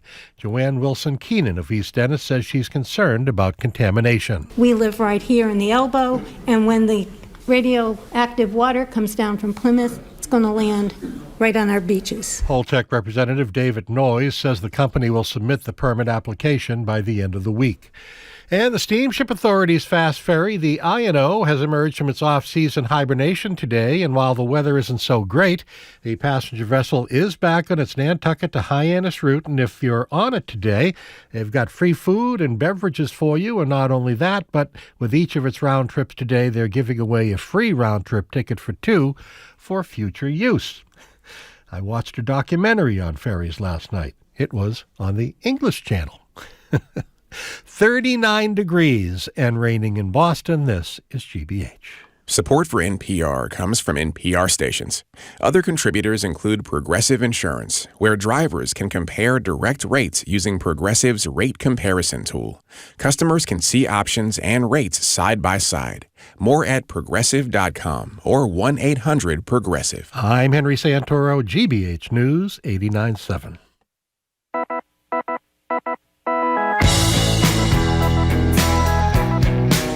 Jim Browdy. I am Marjorie Egan. You're listening to hour number 2 of Boston Public Radio. We are broadcasting live from the Boston Public Library and streaming at youtube.com/GBH News and facebook.com/GBH News. Hello again, Jim. A couple of things. One, Elizabeth Warren is with us tomorrow. If you have questions, you could tweet them in to us and we'll consider them. But one extension of the discussion that started the show today about this massacre in Nashville yesterday, I want to read you a quote from the Congressman, Andy Ogles, who's a Republican that represents the district where the Covenant School is. He said his family was devastated by the mass shooting. His thoughts and prayers are with the families of those lost. As the father of 3, I'm utterly heartbroken by this senseless act of violence. I'm closely monitoring the situation and working with local officials. We're going to put up now the Christmas card from Congressman Ogles. That's the congressman who is devastated by the shooting. That is the congressman, his wife on the other end, his 2 teenage children with holding AR-15s, and apparently they didn't have a 5th one for the little child. 4 of the 5 family members greeting people at Christmas holding their AR-15s, and he is devastated by the fact that an AR-15 just caused the execution of 6 people in his district. You know, the hypocrisy and the selfishness and the nauseating conceit of these people is just, it is stunning to Governor me. Sununu's taking a little grief up in New Hampshire. Well, explain what we just heard from Henry. He's going to the NRA, he's supposed to give a speech at an NRA meeting, and I guess people are pushing back against the would-be presidential candidate. In any case, right now, though, at the Shattuck Hospital in JP, one surgeon has been the target of more than 20 formal complaints from patients claiming medical malpractice. Many, if not all, incarcerated people, many of whom lack legal representation. We're joined now on this story by Deputy Investigative Editor Jen McKim. Jennifer is with the GBH News Center for Investigative Reporting, which is spectacular. Jen, it's great to see you. Thanks so much for joining us. Yeah, thank you very much. Can you pull your mic up just a drop? That's great. So thank you. Yeah, congratulations on great work, Jennifer, and this stories and many other stories that we talked to you about. So let's start with, tell us about this physician, this doctor. Yeah, so basically the story started because I started hearing from advocates and sources who said you really need to look at this orthopedic surgeon at the Shattuck Hospital, which is the state's public hospital that takes care of the poorest patients in the state, including prisoners, mentally ill, and homeless people. They said you should check her out because there are so many complaints that she has done negligent, made mistakes, made people worse than when they started out, that her treatment of patients is with disdain, she doesn't listen to them. And so we started to look, and we found that there were 20 lawsuits filed against her, actually all by prisoners, over about the last 15 years. And what's happened to them? Many of them don't have legal representation or the finances to hire, for example, an expert who can give expert testimony about the medical condition, right? Exactly. Of course, you know that in civil suits, they're not offered legal representation. So a lot of these people filed on their own from their prison cells without any help, and basically have no chance of winning in most cases, and none of them have at this point. So let's talk about some of the allegations. Some are from a guy who is now released, Matthew Tottenham. Here's a clip of what orthopedic surgeon Adriana Carrillo. Carrillo is how you pronounce her last name? Yep. Told Mr. Tottenham before he had foot surgery performed by her. Dr. Carrillo explained an easy, relatively painless surgery to me. He said I'd be walking out of the hospital that day and I'd be back to full recovery in a week. So Matthew Tottenham said he was told full recovery in a week. Here's a clip of the same man, Matthew Tottenham, sharing his experience waking up after this foot surgery that was performed by Dr. Carrillo. When I woke up, I was in so much pain. I told the bedside nurse, like, hey, something's not right. I'm in a lot of pain, like a lot of pain. My foot felt like it was burning, like it was on fire. Like I felt like my head was gonna pop off. I wasn't walking out of there. They knew I wasn't walking out of there. I got put in a wheelchair and wheeled out of there. And I left. What happened? What happened to him? What actually happened from Carrillo there? So he claims in his lawsuit that he went in for one kind of surgery and he was given two. The second one he had not consented to, which was a bunionectomy. And he left in a wheelchair. He was in so much pain. He was sent back to prison. It got terribly infected. A couple months later, he had to go back in for another kind of surgery. And he felt like he was given no consideration. He begged for help back in the hospital from the same doctor. He said he wouldn't even get bandages from her. And he got so upset about it that he ended up filing a lawsuit. And what was, I'm sorry, your mic. Can we get another headset for Jen, Yeah, I think please, the microphone here? is loose. It keeps falling off her. What is the response from Carrillo or her lawyer as to the allegations from Mr. Tottenham? You'll answer in a second because now it's there. So, what's the answer? Well, basically, the doctor never responded directly to me, but through her attorney, who reached out to us the day before our investigation ran, basically said that all these lawsuits really are without merit. That these are prisoners who have a lot of time on their hands. That they're litigious. That she's doing, saints' work by working with these very difficult patients that nobody else wants to take care of. And Tottenham is not an outlier from what you're reporting. Again, 20 lawsuits that you're aware of filed. Give us a sampling, Jen McKim, of what are the other kinds of things that some of these people who either incarcerated or were incarcerated are suggesting she got wrong. So I spoke with a man named Joe DeLong, who's still in prison. He actually persuaded a judge to give him a lawyer and get expert testimony, and found out who confirmed that she had left a piece of metal in his knee, so that determined that she was negligent for leaving the metal and not telling him. But then he lost his lawsuit because the expert said it didn't cause him what he said was excruciating pain in his knee for a whole period of time. There's a lot of folks who talked about getting injections that ended up making them worse than when they showed up. Basically everybody walking in, somebody got a hip surgery, I believe, and he claimed that his leg came 2 inches shorter at the end of it, and he limps and he's in pain all the time now. And not only are the 10 formal lawsuits filed by prisoners, but we've also spoken to a lot of folks from prison who didn't file a lawsuit because they didn't know they could, didn't know how, didn't have the resources, but have also had similar complaints. So there's folks who have said this, and what we understand that this is bigger than just the 20 who we talked to. Well, you mentioned, Jennifer McKim, that the Shattuck serves a lot of indigent people. But one of these stories also mentioned a board certification issue with this physician. Right. So Adriana Carrillo is not board certified in Massachusetts to do the work she does. It's not required by law to do it. But we talked to different hospitals, all the main hospitals in the area, who said we wouldn't use someone like that. So basically, from what my understanding is, that she would not be able to be performing in other places. So is my guess is that maybe they're getting her cheaper or something because she doesn't have the ability to work at one of the other hospitals in Boston? One would wonder why, with so many complaints, the state has kept her. The state told me, the Department of Public Health, that they had no formal patient complaints about Dr. Carrillo at the Shattuck Hospital, and explained to me that doesn't count lawsuits, which they don't consider formal complaints. So but you talked to... no, wait a second. A lawsuit is not a formal complaint. Filing an administrative claim is a formal complaint, but litigation is not a formal complaint? That's what they told me. I asked that multiple times because I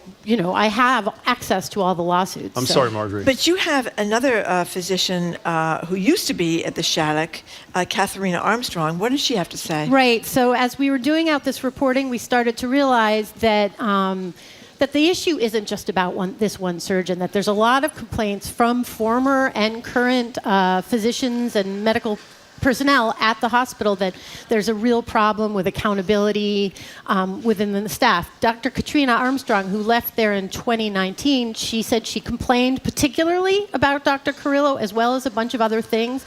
And she resigned because she felt like she could not perform the standard of care that she felt she needed to as a doctor. In your reporting, she referred to Carrillo as a, quote, dangerous surgeon. So there's some board of registration or some such thing that we both know this, Drew Meyer, great, who's a medical malpractice lawyer, been around referred for a long time to this board as a protection racket for doctors in your reporting.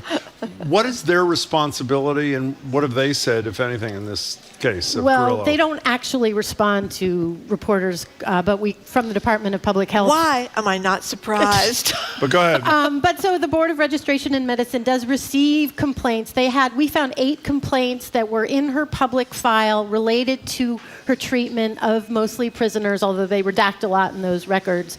There has been 1 medical malpractice payout that she has given last year, which was for $45,000, her attorney tells me, because she started a procedure on the wrong ankle and left a scar, but they stopped it before it was completely performed. But basically, the Board of Registration has done nothing in terms of any type of reprimand for Dr. Well, you know, Carrillo. I think it's important to point out these are indigent people who are prisoners, people who may be homeless. But if you are a hypochondriac over there, Jim Browdy, who has the record for more MRIs in a single year than any person in the state of Massachusetts, even someone like Jim would have a very difficult time with a medical malpractice suit. This is what Drew Meyer... Not as difficult a time as these people No, have. Right, but that's what Drew Meyer said. It's almost impossible. Yes, it is. And why is that? Well, because to win a medical malpractice lawsuit here, you need to go through a medical malpractice tribunal at first within a panel of 3 judges to persuade them that you have some validity to your complaint. And to do that, you have to have experts, which cost lots of money. Matt Tottenham managed to get through the tribunal without official expert just by playing willpower. He said he went in there and they said, there's no way you're going to win this, and then he did. And so, but he did lose his lawsuit in state court. Now he's filing. He's going to file an appeal. The reason I mention that is because there is a real problem with the Board of Registration of Medicine, and it impacts the people that are in prison far worse. You think Absolutely. if 20 upper middle income people, white people like me, filed a complaint against or litigation against Cirillo, you think they'd be as... I think it's difficult. We can all remember cases where people had pretty legitimate medical malpractice complaints and things did not happen as they should have. But anyway. Well, it's so really hard with prisoners too, because not only do they have no money, but if they got in front of an actual court or a judge, they're fighting all the stigma of being prisoners. Exactly. They are not sympathetic people. So what? Let's assume, for argument's sake, there's some merit to at least some of these 20 lawsuits and to some of the unfiled damage that these inmates say that Cirillo is responsible for. Is this the end of the story? I mean, obviously, you've shown a dramatic light on it, which may have a dramatic impact on what happens here. But what recourse, other than individual action, do people who feel aggrieved by her rogue behavior? Again, I think that a lot of the doctors that I've been hearing from who worked at the Shattuck and who have left the Shattuck are saying this story is much bigger than this one doctor, that there's so many problems in there that make it really hard for them to care for the poorest patients in our state, and that we should be looking at this more as a bigger investigation. These doctors, wrote a letter in 2019 and 2020 to the Department of Public Health and CC'd Governor Charlie Baker saying this is a toxic, hostile workplace and patients are at risk. We had them on Greater Boston recently, and they're calling still for an investigation to look at this hospital to make sure that patients are getting the best care and that doctors can do the work that they want to do. What did the Baker... Was that Monica Burrell's time when Correct. she was public health commissioner? To her. What was the response from the Baker administration to this? So at the time, they sent someone in to talk to the doctors. They told me that they responded and resolved any issues. They did say that since 2020, they have worked to improve accountability at the hospital and to improve service there, but I didn't get a lot more details. If a person like Matthew Tottenham believes he has gotten inadequate, if not dangerous, medical care at the Shattuck, do they have a right to petition that they get medical care elsewhere, even if they can't prove to the standard of, as Marty and you have talked about, medical malpractice, sustaining a lawsuit like that? Can they make a case that they are entitled to? Well, that was what was so interesting about reading through these court cases. A lot of the prisoners would file temporary restraining orders, like, please don't send me to the Shattuck, Really? anywhere else but the Shattuck, and actually would try to negotiate that as part. So generally, no. I mean, basically, they're prisoners. They have to go where the state wants to send them, or they have to refuse care. But in some cases, I spoke to a woman recently who's in a wheelchair at Framingham, and she said she's managed to persuade the state to send her somewhere else, and she thinks it's perhaps because she's complained so much about the treatment she got at the Shattuck. So she was hauled down from the Framingham State Prison for Women for her treatment at the Shattuck, and that's the only option for the women up there in Framingham. Oh, all of them. If you can't get served within the prison, you get brought to the Shattuck in chains, guarded with 2 guards to this place that so many people feel. I mean, basically, Tottenham, this other man I talked to. The one that went in with back pain, came out in a wheelchair? Right. Yeah. What did he have to say? So actually, I didn't speak to him. He actually has persuaded, a judge got so interested in this that he appointed a pro bono attorney. So that case now has a real law firm working on it. So they didn't speak to me on the record. So what's the next chapter for you and this? Well, I'd like to continue. I've talked to, since the story ran, I'm hearing from more doctors, more medical personnel who are saying, you really do need to look at the entire system. And at the same time, I'm trying to see what happens with this one doctor. So we're definitely keeping an eye on it. Great. I mean, it's fabulous reporting. And to say that people who are incarcerated are not just punished by the incarceration, but punished again and again and again through their health care. It is horrible, and it's lucky they have somebody who's sounding the alarm like you. So thanks for doing it. We wanted to mention too that you guys have done some great work on labor exploitation, labor trafficking, and we had this story about this pizza chain owner that was in big trouble now for years, beating up, assaulting, allegedly, sexually assaulting, physically assaulting, underpaying all these workers. Tell us about that case. And imprisoning them, essentially, right? Mm-hmm. Right. This was a really interesting case, particularly because we have been looking at this issue of forced labor now, an ongoing series over the last year, and basically we showed that there hadn't been one forced labor case filed by the current federal prosecutor, or there's been 3 in 22 years. So this case just landed, and it's related to a pizza chain owner who basically was charged with crazy types of alleged abuse of keeping someone working for more than nearly 14 years, beating him up, abusing him, paying him almost nothing. Knocked out his teeth. Teeth, so he had to wear dentures. Upper and lower teeth. And he hit him so hard in the groin, he had to have an operation. Exactly, all of that. Unbelievable. And he was charged formally with this one case, but the story is that there was all these other undocumented immigrants who were also, and basically it really fit the story that we've been reporting on, which is that undocumented immigrants who come here are so afraid sometimes that they end up staying in situations you can't even imagine they would. Well, you did that great piece about the nanny in Brookline, right? Right. Tell people that story if people don't remember from when you were here or having heard the report itself. So we focused on these domestic workers who had come from the Persian Gulf with their employers who were using the hospitals, and basically trapped in their houses, not allowed to ever leave, working from 6 in the morning till 12 o'clock at night, maybe making a couple dollars an hour, unable to go out on their own, terrified with their documents taken from them. But we also have a restaurant case of a restaurant worker who said he worked for years in terrible, terrible conditions, but was, again, afraid because basically people would say, if you complain about your treatment, we are going to call the immigration services and you are illegal here. And so that case in Dorchester just totally fits into what we've been hearing has been happening. By the way, the case Stasha's Pizza, is that Rachel Rollins? Is that the U.S. Attorney's Yep, Office? so that's a federal case. So is the hope that with that they'll begin to take more seriously? I mean, Rachel Rollins is new to that office, let's keep in mind, but good. She's been talking about this since she walked into the office last year, that she created a human trafficking office, and they had filed many sex trafficking cases, which are much more common, and this was the first time that she filed one related to labor trafficking. One of the comments I made, which I don't have substantiation for, so I probably shouldn't have made it, so I'll make it again. I always quote, my favorite quote from Me Too was Quentin Tarantino, the famous director, who said, "We all knew enough to have done more."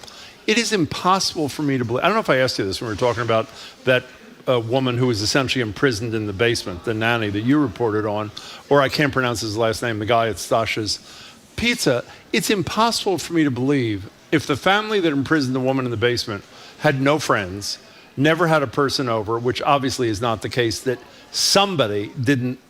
there was not some suspicion raised. Friends of the guy who owned this pizza joint or who patronized the pizza joint, who saw this guy there at absolute all hours, 7 days a week. It's fair to say that there are people who know what's going on, or at least have an inkling that there's a problem, who choose silence. Well, as you know, of course, he's innocent until proven guilty. And I went over to the Dorchester Pizzeria, and the manager came out and spoke to me, and he spoke totally in support of his boss. And he thinks this is all made up. So I don't know. Well, we also don't know if he's telling the truth. Yeah, so, I mean, of course. But it is true that when we did the restaurant story, we talked to some advocates who said they can't even walk into a restaurant with worrying about that type of abuse. Yeah, that what's going on behind the scenes. What do you mean? It's so widespread that they can't even enjoy their meal. Right, that they start looking at the people in the back, because it's really those guys, the ones who are chopping up the food and doing the dishes, that are most likely for this type of abuse. Well, also the news story suggests that in addition to imprisoning these people, they're going to hire 14-year-olds to do all these kind of things too. Your reporting and that of your colleagues. We were talking to somebody before about how labor-intensive and how expensive Spotlight teams, GBH investigative team. It is really, I hope people know how much person power. And by the way, you have BU kids working with you. Did you not on well, this? we did. This project also was a project that was launched in both the Shattuck piece and the labor piece was launched in our Boston University investigative journalism class, which I don't teach anymore, but at the time, students got involved. They were very helpful. Great. And I am very grateful to GBH that gives us the time to do this work. Is that the program that, the thing that McGrory is now running? Brian McGrory is head of the journalism department, right? Yeah, that's great. Great. Congratulations again. Stay on it, and we'll have you back, and we'll talk about it more. Thank you Jennifer so McKim, much, Jennifer McKim. Congratulations. Another great piece of work. We've been speaking with GBH Deputy Investigative Editor Jen McKim with the Center for Investigative Reporting here at GBH. Okay, coming up. Vincenzo Lay, co-owner of Cicada Coffee Bar in Cambridge, the most beautiful coffee bar I've ever seen. He's up next to talk about being named a semi-finalist in the upcoming James Beard Awards. You're listening to Boston Public Radio, 89.7 GBH, broadcasting live.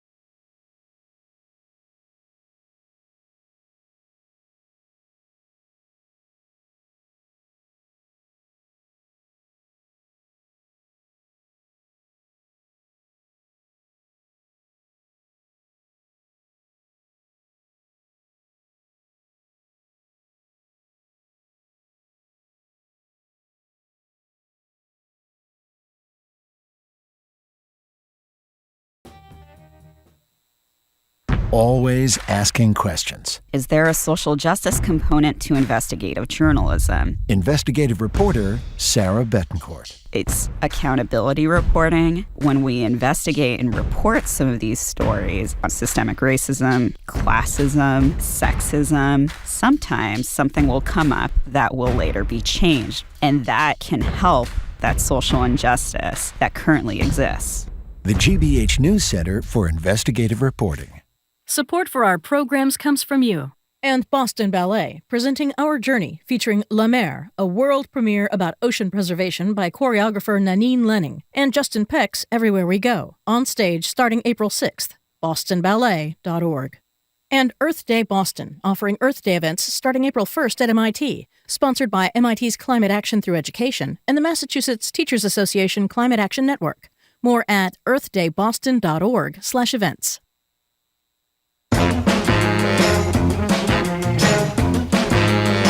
Welcome back to Boston Public Radio. Jim Browdy and Marge Regan. We're live at the Boston Public Library. Changing pace here. We're streaming on Facebook and YouTube.com/GBH News. Vincenzo Lei is co-owner of Cicada Coffee Bar in Cambridge. He joins us now at the BPL. Before I finish his introduction, I should say, you know that I always go to a restaurant before we have a restaurant owner. The problem here is you can't get into this damn place because people are lined up and down Prospect Street, apparently for good reason. Vincenzo Lei is a James Beard semifinalist in the emerging chef category. The narrowed list of nominees will be announced tomorrow, by the way. It's great to meet you, Vincenzo. Thanks so much for being here. Really appreciate it. Thank you for having me here. And since we couldn't get in, we did see some wonderful videos of your place online. So elaborate on what Jim said. Tell us about Cicada. Tell me about Cicada? Yes, tell us about it. Cicada, it means summer. It does. Summer, that means no structure, no school, no working, just wander around, hang fun with friends. Pick up the fruits and hang out in the neighborhoods. Cicada remind me about my childhood, remind me about the time I relax. Is this when I read a story about the genesis of this, Vincenzo, you're either back in Vietnam or you're in Vermont, I can't remember, and you're just communing with nature, and then all of a sudden the spirit of the cicada sort of entered you in a fashion. I mean, what happened to you that you had this epiphany, this moment where you decided cicada was the thing for you? So I came back to Vietnam after I came to US 10 years ago, and then I went to the grad school for urban design, urban planning at the Columbia in New York. You're an architect, are you not? Used to be the urban designer and architect. And then I came back to Vietnam, and then I opened my wine bar in Hanoi, and it used to be very popular. It was very popular. But my love is still here, so I came back here. And then I tried to go back again, but the pandemic came over, so I didn't have anything to do. And the plan is that the plan was that I want to open the restaurant and coffee shop, restaurant from beginning. Yes. And then we signed a contract in Harvard Square, and then it didn't work because the pandemic came, and then we canceled it. So I was so disappointed, and I need to figure out what's next. So I went to Vermont for like hiking with my friend and my lover. And then I heard the sound, and I said, "What is that?" Cicada. Actually, the sound from cicada here in Vermont and the sound of cicada in Vietnam is a little different. It is? It's different. How is it different? The different, like here, it's like shorter. Yeah. Really? But in Vietnam, it's a longer, much longer. Well, cicadas in Vietnam, they speak Vietnamese, so they would sound a little bit different. I think so. Or they drink too much of Vietnamese coffee shop. That's right. Too much Vietnamese coffee. So that inspired you? Is that what it was? The walk through the wilderness in Vermont and the cicadas, and you decided, I know what I want to do and what I want to call this place? It's kind of like I want to do something, but I don't know what and how. So I told my friend, and they didn't believe it. And on the next few days, I came back and I say, I need to find a place. And you found it on Prospect Street, across from Whole Foods Market in Central Square of Cambridge, but it's just not. I mean, like I said, we've seen these beautiful pictures. You've got plants. It's verdant. It's got. Describe what the coffee shop is. It's not just a coffee shop, obviously. Yes. So I told the people that I designed Cicada coffee bar, a coffee shop, is for Cambridge people, specific. But from beginning, it's I came here and for the first 6 years, I still thinking about my hometown, still thinking about how to come back to Vietnam because I love it. And I didn't have a connection with the city. I didn't have connection with people. And then when I quit my job, I have more time to walk around the city and I know every single corners. And then I met a lot of different vendors, and I like it more and like it more, and I get, to know about the energy of cities. I hang out with Peter Valentine, the legend of the Peter Valentine is a legendary Cantabrigian, I should say. If you live in Cambridge, you know Peter Valentine. Yes. So we work together, we hang out together. I know about more Cambridge. And then, because my hometown also very funky and very hippie. So it's similar concept. And then when I design Cicada, I think I need to design something that's specific for Cambridge. And I collect over 6 months, I collect all of furniture in the New England areas, the vintage and also the mid-century furniture, and also to get to know about the concept. What does that mean, Cambridge? What does that mean, the space and funky and the lighting and is that? And then I put everything and combine everything together into one space. So when the people come to the shop, people say, I saw that chair, it looked like my grandmother's chair.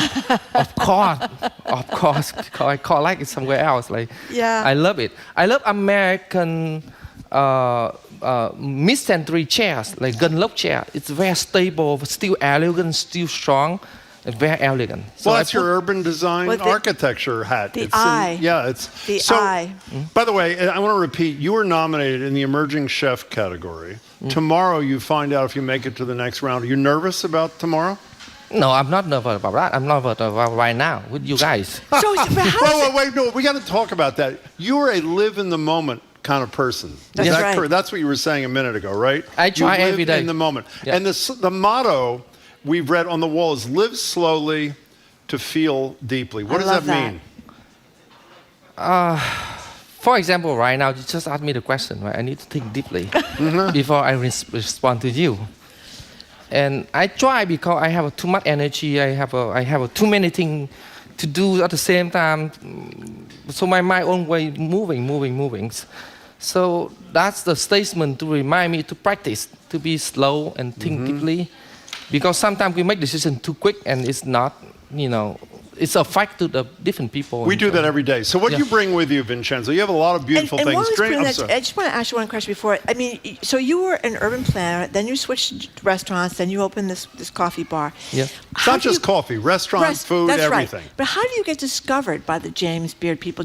Was there some spy that came into your place and reported that said this is a great rising young chef? How did that happen? Do you know?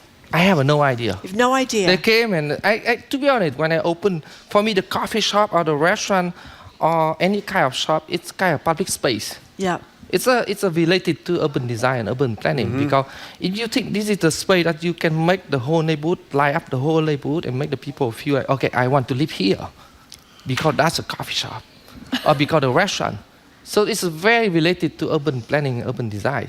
Okay. So for me, it's like when I do it for myself first, because I love it, I like it.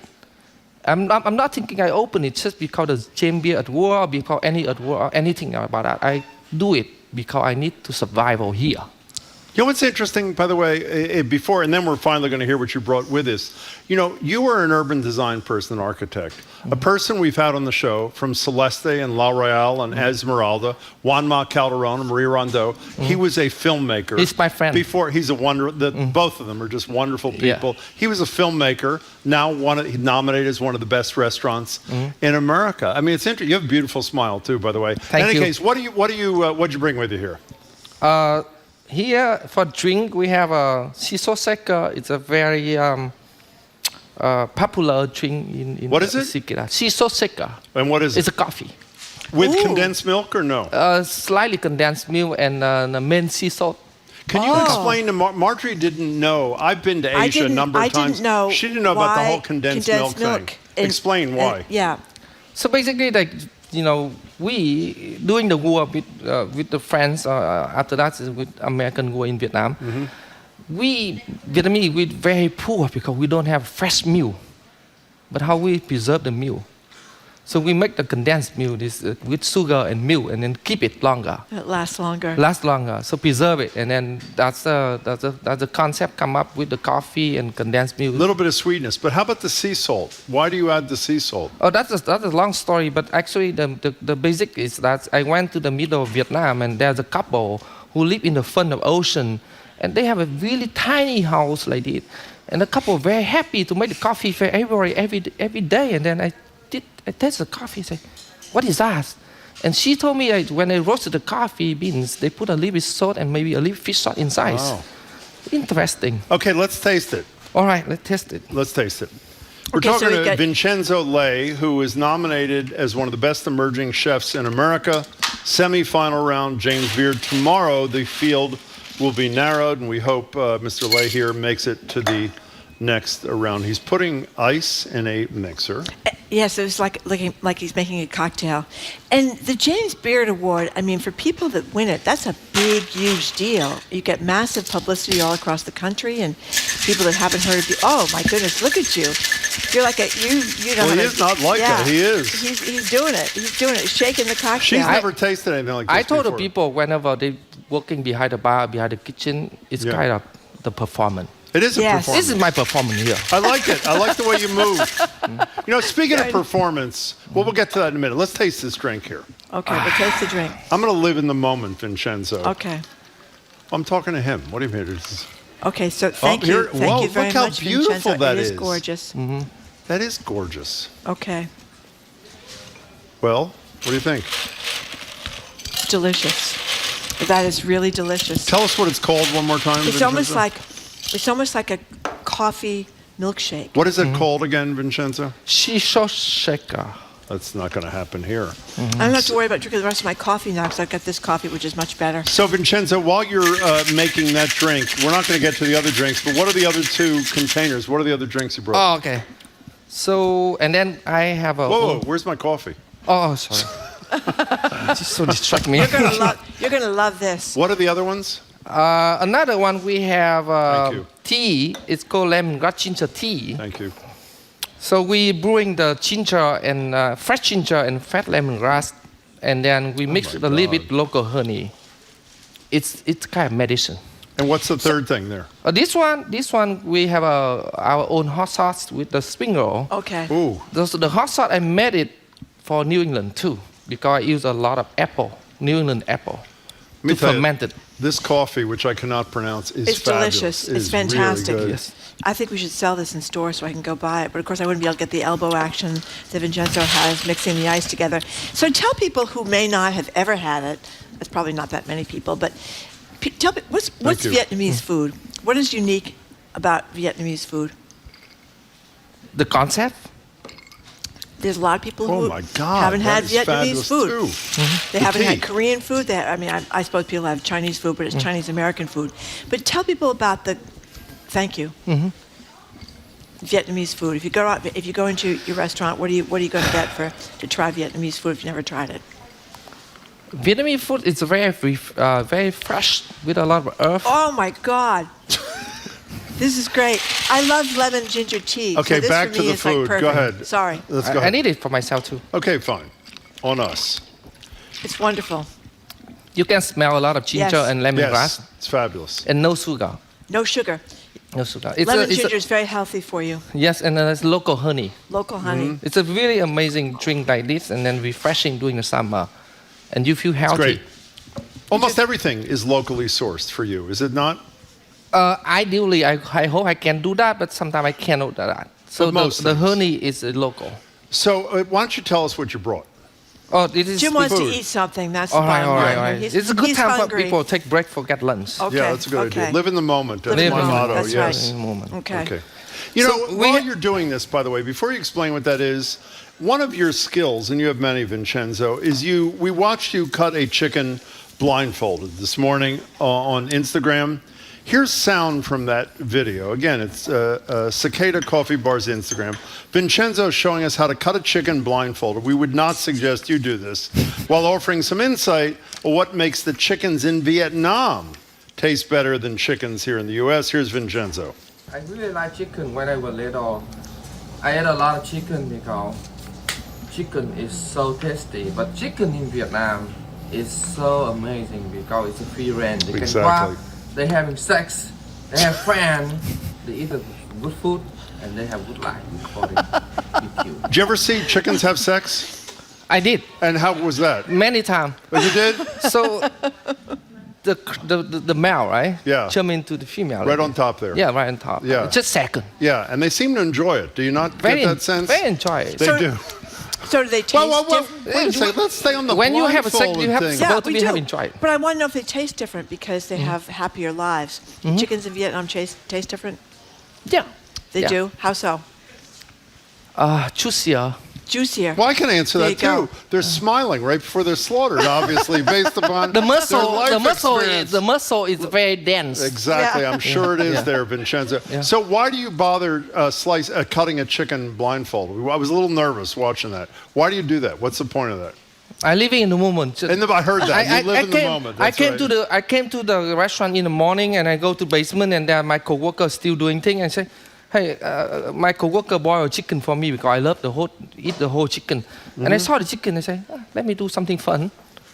And then I just do it. Oh, Yeah. it wouldn't be fun to cut off your thumb No, or it wouldn't. anything, would it? So how about give me a little hot sauce and one of those... Are you sure you want to try this? Oh, yeah, I am totally Don't sure. cry, okay? I am totally sure. Okay, don't cry. If I cry, it's on me. Can I put it on here? No? You put it on my hand? Yeah. Okay. It's on my hand for those who are not watching. That is fat. Did you make that? Yeah. It's fabulous. That's what he does, Jim. What is this?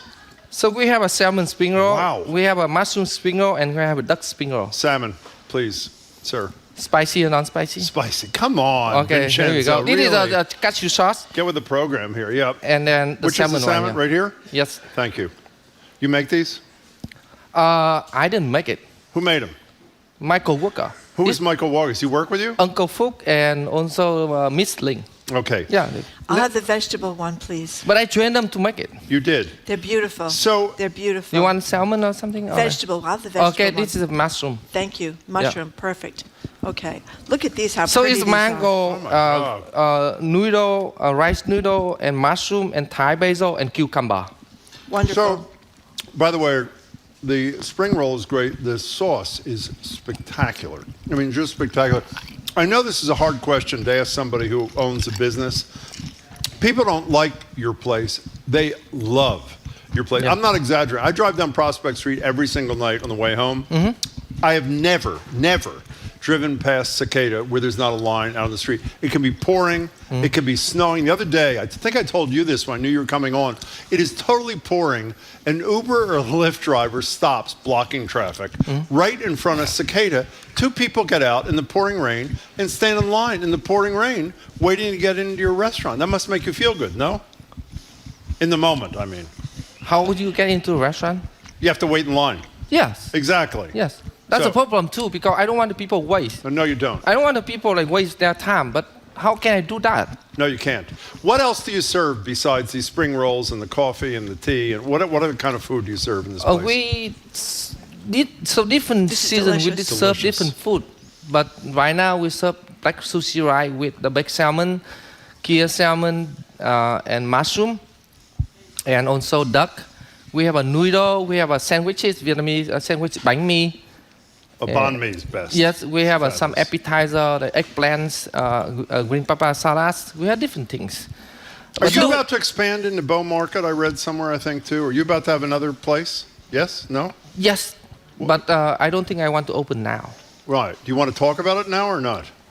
Maybe later. Maybe later, not but now. It's a very small space. It's only 15 seats, and it looks like the temple. Okay. It's a place for me. Cicada, I can say like Cicada is kind of a young 30, 35 ladies. Yeah. But the new space, it's about like 40, 45. Guy love jazz and music and slow down, some whiskey on the side. That's it. So what happens to a chef like yourself, restaurant owner like yourself, when you get into this James Beard competition? I mean, you become a big star like overnight, right? For me, it doesn't change. Doesn't change? I believe that, I still who I am. Yeah. I like the concept. I like the rule of court. But at the same time, I need to remind myself, don't put the burden in my shoulder. Yeah. I still cook. I still hang out with my friend. I still do the thing. I still do the furniture. We furnish furniture. I still, who I am. So you also see, I think this comes through to people, your place is not just a cafe, a coffee place, a restaurant. You really see it as almost like a community center, like a gathering place for people in the center of Cambridge, no? Yes. So from the 8 a.m. until 3 p.m., we serve the coffee and some snack and sandwiches. From 5 to 11, we turn into the wine bar and food and drinks and a kind of full restaurants. But for me, Cicada is a community center because I see a lot of small vendors come over to hang out with me, and also a lot of artists. So we have space for people hanging there, painting.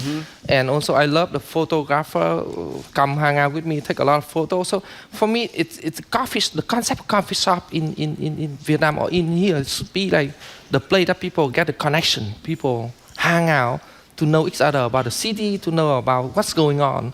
Some people, they just like so stressed out because family issue because of the pandemic. But sometimes I just sit down with them and listen to them and share about what's going on with them. Are you as calm as this all the time? It depends on the state of my life. Okay, but most of the time? During the summer, I can stay behind the backyard, in the backyard and hang out for an hour. Yes. But now I don't think I can. Do you get stressed at work, or are you calm at work too? I think the stress is the process of working. You need to get the constraint, you need to have conflict, you need to be stressed, you need to be like it, and then you open. I love that. Yeah. You cannot I work, it's a constraint and conflict make you more creative and more working hard, and you figure out it. That's the process of life, a process of doing small business. Small business is a lot of things going on every day. Okay, tomorrow could be leaking from the sink. And then the dishwashers are broken. Your team member gets sick, so you need to cover them. A lot of going on every day, so you need to figure out day by day. You know what you have to do, Vincenzo? You have to live in the moment. Do you know that? Right. Do you know that? You living in the moment now doesn't mean tomorrow you're living in the moment. So you need to practice every day, every moment. You remind me, I remind you. Yeah, I'll tell you. Well, this food has been spectacular. It is and the drinks have been spectacular. And by the way, everybody, even though I can't get in the damn place, every single person I know, including one of my kids, raves about both the food, the atmosphere, about you as a person. What's the name of your partner? We should give her a little shout out too, right? Oh, she's over there. Oh, where is she? Yun, right here. I think she took your picture. Hi, how come you're not here, by the way? You just said one of us is enough for everybody. Yeah. Well, he's a pretty amazing one, and my guess is you may be too. We're really thrilled to have you here. Yeah. Thanks for bringing the food and the fabulous drinks and the fabulous sauce. This is a big thrill. It's great, and we wish you luck. Condensed milk and coffee with salt. It is unbelievable. It's a perfect combination. You leave these, whatever you leave, I'll drop by your restaurant, so don't worry. I'll drop them off on the way home. Thank you so much. Yeah, Jim will drop them off with an alternative. He wants you to I want to get in. Yeah. So the last thing I want to share that if you go to Cicada Coffee Bar and the line's long, just be patient. Live in the moment. Yeah, and we try the best we can, but just be patient with me. Does he really live in the moment, or is this BS? He tries every other moment to live in the moment. Okay. We'll have you on next time. Congratulations. Congratulations. Thank you very much for coming Vincenzo in. and Yun for their wonderful new small restaurant in Cambridge. Vincenzo Lei, he is co-owner of Cicada Coffee Bar, which, as Jim said, is a James Beard semi-finalist in the Emerging Chef category, and that is a really big deal. The nominee is going to be announced tomorrow. Thank you We have so a lot much. of friends, by the way, as we said.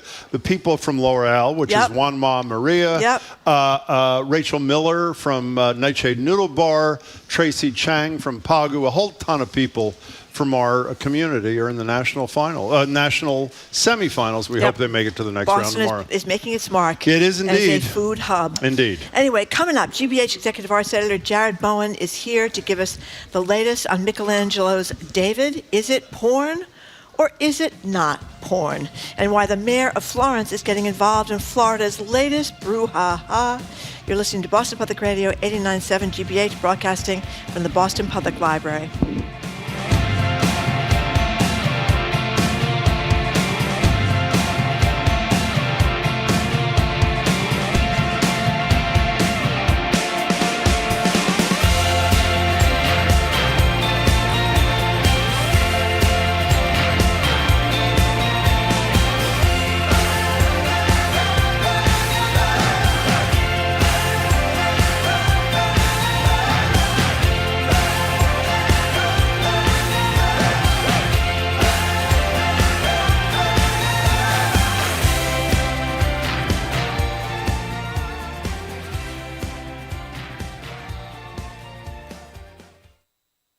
The California Reparations Task Force has to answer a very thorny question. How do you calculate in dollars and cents the damage done by slavery and its legacy? We acknowledge that it is nearly impossible, but that doesn't mean that we're not going to attempt. I'm Adrian Florido. California's push to compensate the descendants of slaves on the next All Things Considered from NPR News. Today at 4, here on GBH News 89.7.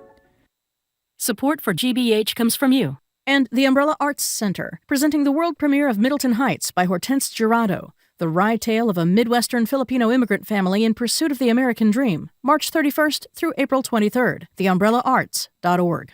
And the Handel and Haydn Society. Bach's music comes to life as H&H performs his soul-stirring Easter Oratorio, featuring soloists from across the globe, March 31st and April 2nd at Symphony Hall. Tickets at handelandhaydn.org. Trusted. Local. News. You're listening to 89.7 WGBH, HD1 Boston, online at gbhnews.org. GBH News with NPR. What matters to you.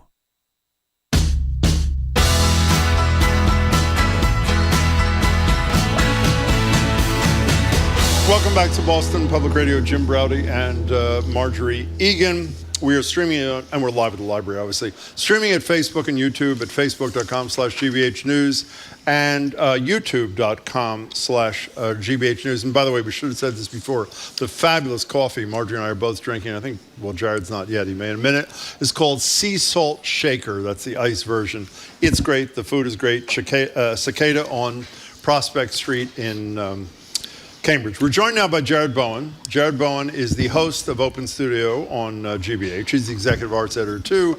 I lost my notes, but I sort of remember who you are. You can catch the show Friday nights on GBH2, and he's a friend of ours. That's all I know. Jared, it's good to see you. How are you? It's great to be with both of you. Thank you.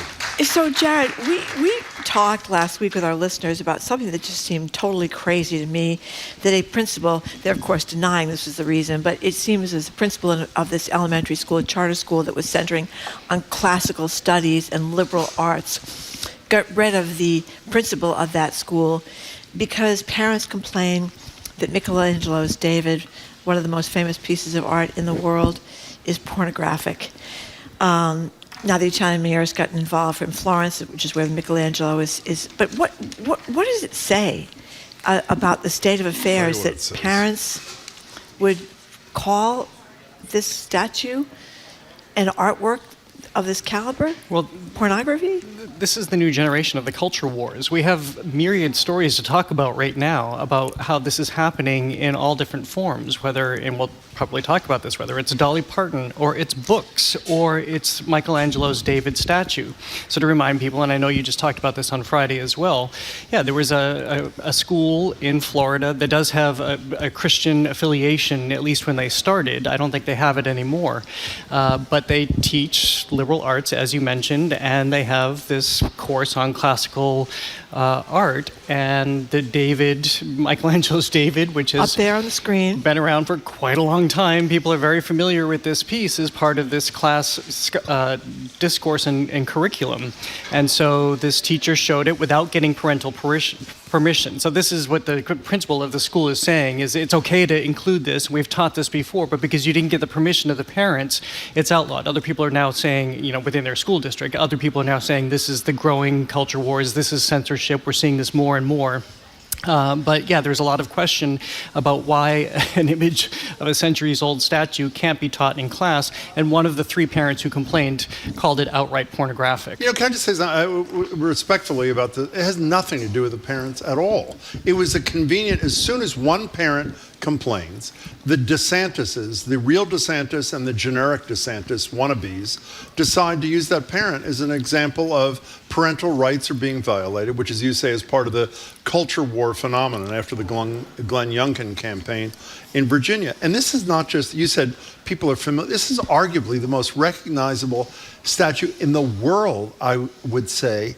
And it's just, and by the way, she admits she forgot to send out the notice. She's not trying to cook the books here, this former principal. It is really nauseating. And if it was a one and done, you'd say bad. But as you say, with book banning, or at least attempts to ban books all over this country, including, we'll play the sound in a minute, David Leonard, head of the library here, said it's happening, at least attempting to happen in Massachusetts. It's grotesque and really... Well, and everything is being bastardized, because what does David represent? The director of the museum in Florence, where the David is housed, has said this is by the way, they're laughing at the United States at this point, and this is why they've invited the class, they've invited the principal who had to step down to come and see the David in person, but this is all about purity. This is a story of David and Goliath, a young man who's taking on a giant. This is about purity, that you can't change it beyond that for any other representation. This is exactly what it is. Well, you mentioned the Dolly Parton dust-up, so tell us what that is about. So we moved from Florida to Wisconsin now, where there's an elementary school, and these elementary school kids were going to sing a number of songs in a concert, and one of them is Rainbow Land, a song that in which Dolly Parton partnered up with Miley Cyrus. They have a great relationship. I believe she's her godmother or something. Oh, I didn't know that. Yeah, and they go way back, including with Miley's father, Billy Cyrus. That's too bad. And I did watch him in her holiday special. We've got some sound. We've got some sound of the song. Yes, we do. So we're going to play a little clip from the high risk, according to these parents, song Rainbow Land.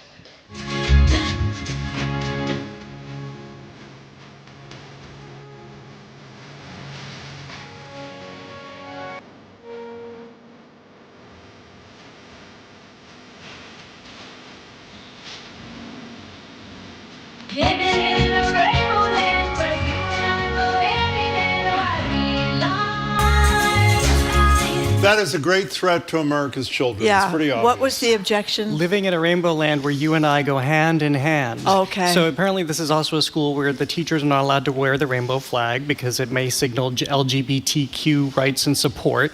And apparently you can't sing about rainbows anymore either. And that's the concern here, is that they can't teach anything, they can't say anything that might be at all politically controversial. And so this is why the kids were going to sing this song, brought it home to their parents, and there were complaints, and now they're not singing the song anymore.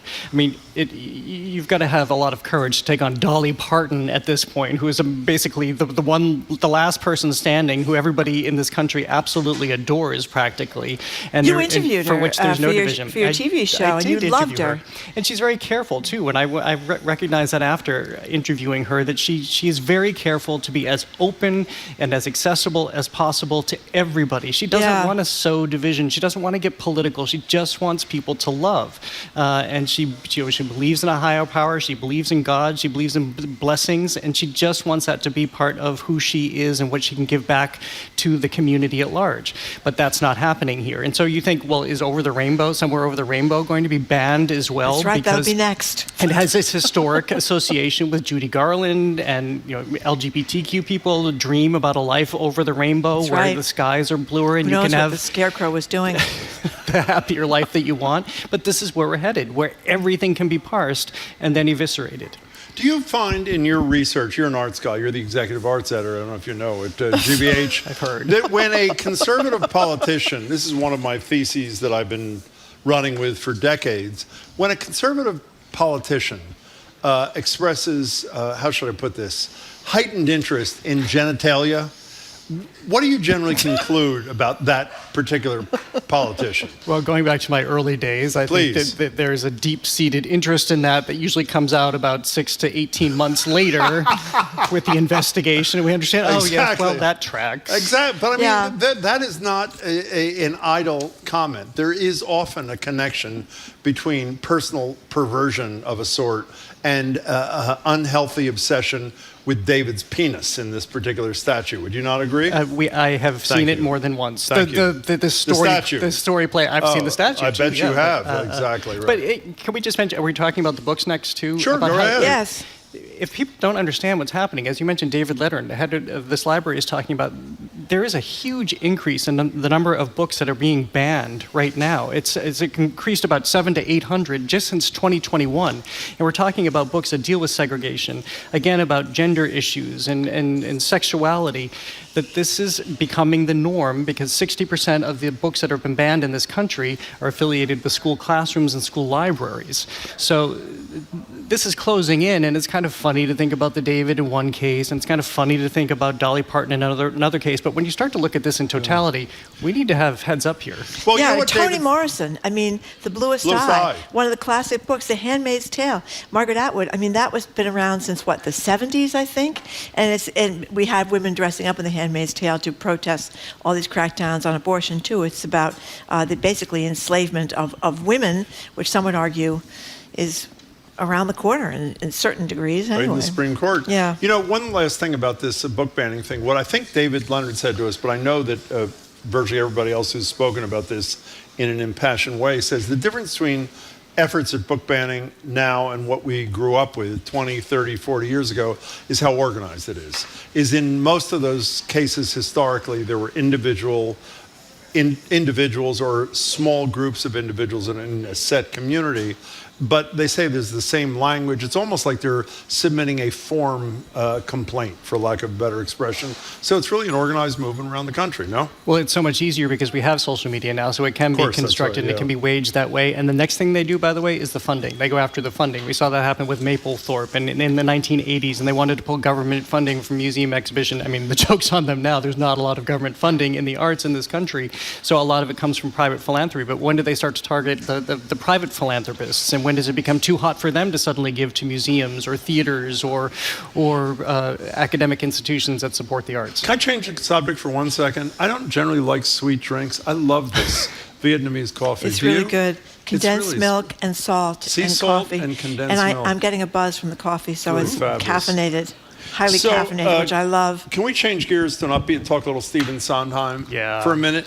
Into the Woods, was that his first, was that his first or no? No, it came much later. It did, Yeah. okay. Well, I thought it was when was Into the Woods? 1987. Oh, I was wrong. Okay, Yeah. fine. Tell us about Into the Woods. So Into the Woods was a piece, I think a lot of people know it from their high school auditoriums. It's frequently done because everybody can access it because it's about fairy tales. And so Stephen Sondheim had wanted to create a musical really inspired by The Wizard of Oz, actually. He looked at that piece as you have all of these separate songs that advance the story, but each song is about a character, but each song also stands alone, speaking of Somewhere Over the Rainbow, outside of the film. And so he came up with Into the Woods. And what would happen if you meshed all of these fairy tales that have been spoken about and written about cross cultures? And so they did that with Rapunzel and Jack from Jack and the Beanstalk and Cinderella and Little Red Riding Hood. But he, with James Lapine, created an American fairy tale with it. In here, you have the baker and his wife, and they just want to, it's a very American story. They just want to have a family, and they want an income and to live and have a happy life. So basically, they divide this between happily and then ever after. So we're talking about it because it's playing right now at the Emerson Colonial Theater just through April 2nd. This is a real treat, by the way. First of all, the show is phenomenal. But what they did is it was such a success on Broadway that they put the show, including This Hardly Ever Happens, the Broadway cast, on tour. So you're I've never even seeing heard of that at all. the Broadway cast come here to Boston. I didn't know that. Because I think they had so much fun doing it, and it had a somewhat limited run in New York, so it was easy to kind of put everything together and then send it on the road. But the really fun part of this is because you have, the first act ends, and it's the happily ever after that we kind of all know. Cinderella gets her prince, Rapunzel's freed, and Little Red Riding Hood is trotting off. But then the ever after is what Sondheim and Lapine imagine. What really happens when your mother has kept you in a castle for a long time? That's right. Rapunzel has some PTSD. So does Little Red Riding Hood from watching her grandmother devoured and then her being devoured. And Cinderella, well, if you're going to marry a prince, we know that doesn't often end well. Absolutely. So this all plays out, but it's really ultimately stories about families and children. The two big songs that are standalones from this piece are No One Is Alone and Children Will Listen. This gorgeous meditation from Sondheim, who didn't have his own kids, about family. When you think about Hansel and Gretel, isn't that one of the cruelest ones of all? That the father and stepmother just want them to get eaten in the woods, and they leave them on the breadcrumbs to go off and go into the woods, and they could take it. I mean, think about that, how much damage you probably did reading that story to our children. Did you read Hansel that to was your kids? elected to the Senate from Florida just last year, too. It's amazing because of that. And the witch puts one of them in the cage, and she's going to eat them and put them in the fire. Oh, my God. Well, a lot of fairy tales are grim. And I Well, don't there mean was that this as guy a that pun. used to be on television when I was a kid, Bruno Bettelheim. I'm dating myself because this is back when it had been like in the 70s, maybe earlier, when he talked about how since children have horrible fantasies about their parents anyway, this is kind of playing into their fantasies, of their fearful fantasies, and then showing them that it will all work out in the end. So they're Well, how about supposed to Disney? be Disney's sort of helpful. same deal, right? I mean, so many. How does Bambi start? Oh, Bambi's mother gets brutally gunned down. You know, like, That's a hell of a I don't thing think for she a gets. kid. Does she get gunned down? She does. Somebody shoots her. I'm not sure I ever saw that film for that Oh, reason. it's horrific. Could never watch that. I Couldn't deal remember with seeing that. a movie, late. Old Yeller. They were going to kill the dog in the theater. Oh, I loved Old My Yeller. babysitter was so upset. I stood up in the middle of the theater and screamed, "Don't shoot it!" Wait, you did? I did. My babysitter never was told me that horrified. I did, story. yeah. And That's they, a beautiful They shot story. him, and I was, dealing with it for years. I won't deal. No, I've never watched Old Yeller. I don't think I've ever seen Bambi. You know that movie, My Octopus Teacher, that was on Netflix. It was nominated for an Academy Award, and it's this beautiful documentary about this octopus and this relationship this man establishes with the octopus. And she's very tender and she's emotional. You can never eat octopus after seeing this again because you realize they have feelings. They touch you. They pet you. They want to have this connection. But I thought this is not going well, so I turned it off 5 minutes before the film ended. So in my world, she's still swimming around happily Because ever the after. octopus did not end well. Soul of an octopus. One of the great, by Cy Montgomery, Cy one of the Montgomery. great stories, a nonfiction about a relationship with an octopus She at had, the aquarium yes. right down the street. When she would, tomorrow. when she would come into the aquarium to visit the octopus would stretch a big tentacle out and put suction cups like up and erotic. down. Was it not? Her It was like arm. I think Cy described it in an erotic way, and each to his own. Exactly. Yes, she had the octopus. Whatever you're into. But Don't that put was- her anywhere near David. I'm just saying now. That is Florida really inappropriate. will explode. Excuse me. Yeah. So Soul if we of an only have time Octopus for one of is your these book. museum things, which is closing sooner? Which should we do here? Gardner or the Harvard Museums? Well, I think we can talk about, let's talk about the Harvard Art Museums it. because I'll talk about these in advance of, they have a free museum night coming up this Thursday where you can have chocolate, you can find a DJ in the atrium and wander the galleries. And there are two really interesting shows on view right now. One is Bosco Sodi Origin. He's a Mexican artist who he sculpts these large spheres. At least he works in many different forms, but this is what we see here. So he came to the Harvard Art Museums, he visited them, and then went back and created these large spheres in clay that have to, after he fires them and they dry, it takes about a year-long process to create these, and they have this gorgeous texture, but they've put them on this terrace that's out just outside one of the galleries that has the Buddha and a lot of very mystical and sacred elements. So he's created these raw forms that sit outside on this terrace, and then others covered in gold, which he equates with being holy and in deference to these figures. And you get up close to them, and you just want to touch them, and you're allowed to touch them. And they each have their different painterly texture because they are these earthen forms, and some of them have cracks in them. The way I walked through the galleries with him, and the way he was describing them to me, I had to ask him how he creates, and sure enough, he creates barefoot, because he himself wants to be connected to the earth, which I thought was really significant. And then the other show that I want to mention it's called From the Andes to the Caribbean, American Art from the Spanish Empire. And this is one of the first shows, certainly the first that Harvard Art Museums has done, where they really look at before the British, before the French established colonies here, Spain had colonies here. So what happened when there was that fusion of art, when you had the Spanish colonies or the vice royalties, as they were called in present-day Bolivia, Cuba, Puerto Rico, Ecuador, Venezuela? What happened when that art and those forms and that ancestry and history came here with indigenous artists, and what was the hybridity that happened for it to create? Hybridity? Hybridity. Is that a word? It is. I think it's So, a word. Let's hope so. What is the deal with the chocolates and the DJ at the Harvard Museum? So they have established this monthly series where you can go free, and it's just basically a fun party environment. You get to really celebrate and all That come is together a and neat then idea. look at terrific art. Before you go, we've talked a lot about provenance, which I did not even know the definition of until we talked to you a few years ago. What's the name of the woman I had on TV with me from? Victoria Reed. Victoria Reed. From the MFA, Right, yep. she was great, who's the head of Provenance or something. We've talked art, repatriation, that sort of thing. I was reading a story in the New York Times, Marjorie read it too. The Manhattan District Attorney's Office has a staff of 18 people who do nothing but repatriation work.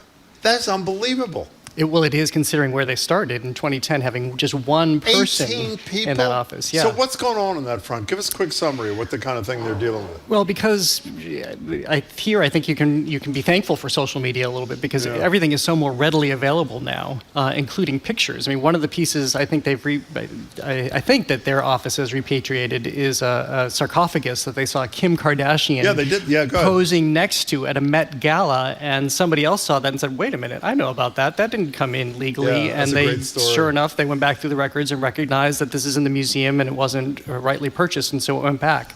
And so there's more of this vetting that's happening now. And there was a long period in this country where people just had free reign to go out and steal things and take things. The person who's leading this effort, his name is Matthew Bogdanos. He has a great book. It's called Thieves of Baghdad that I read years ago. And he, in serving in Iraq, had recognized everything that was just flowing out of the museums there when the conflict started, and they're trying to get a lot of those pieces back. So this has been in him for a very long time, and now he's got this very robust staff to go after these the people who are still doing this, trying to get away with it. Let me just say, Jared, speaking for myself, the only thing more beautiful than some of the art that you've been describing today is the fact that CNN is reporting that Pence was just ordered to testify about his conversations with Trump to a federal grand jury. Does it get any better than that? I would say the answer is no. Hallelujah. Yeah. What are you doing on, what day is this? Tuesday? What are you doing Friday? Tuesday. We are speaking with John Sayles, the film director turned novelist. Oh, He's really? just written a new book called Jamie McGillivray, tracing, it's a renegade story sweeping from Scotland to the Americas. That sounds fabulous. Is that it? And I should mention, tonight I'm hosting the show formerly known as Greater Boston? Jim Browdy. Who do you have on? We're speaking with Christine Keneally. She's just written this book called Ghosts of the Orphanage, which... Oh, I read about that, actually. This is really intense, amazing work, a 10-year investigation that has really traced the level of abuse that happened in this country and other places around the world. Another systemic abuse perpetrated often by the Catholic Church in orphanages, including here at Burlington, Vermont. These kids, just horrible, horrible things. So she's uncovered a lot of what happened there. Can I ask you one last question before you go?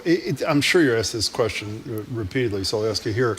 As good as you may be hosting Greater Boston, can you ever live up to whatever the guy's name was who hosted it for, 8 or 9 years? Never. Couldn't happen. Every night I say, loved him, by the thank way. you, good night. The lights close and they say, nope, you're still not there, Jared. Every time. Boy, does that warm my heart. That's right. Oh, that's such great news. The legendary host of Greater Boston. Thank you very much. Who Are you talking about tragically- him or are you talking about me? I was talking about you, Jim. Thank you very much. Okay, legendary. That's what we all say, in his own mind, at least. Nevertheless, watch Jared tonight at 7 o'clock. Hosting Greater Boston. He's an imposter, but he is hosting Greater Boston tonight. Jared, it's great to see you. We've been speaking with GBH Executive Arts Editor, host of Open Studio with Jared Bowen, and tonight the host of Greater Boston, where Jim used to have a seat, but no more. No more. Open Studio, catch it Friday nights, GBH2, I passed 8:30. the badge to get me in the studio. It doesn't That's work it. anymore. It's unbelievable. When you're gone, you're gone, When you you're know? gone, that is true. Okay, fine. Okay, That's a thank you joke, very by much, the way. Jared Bowen. Up next, See you, Jared. Boston Globe business columnist Shirley Young. She's going to tell us about the new head of the MBTA, the banking crisis here in Boston, and some child labor stories that are pretty shocking to be going on here in Massachusetts. You're listening to Boston Public Radio 89.7 GBH.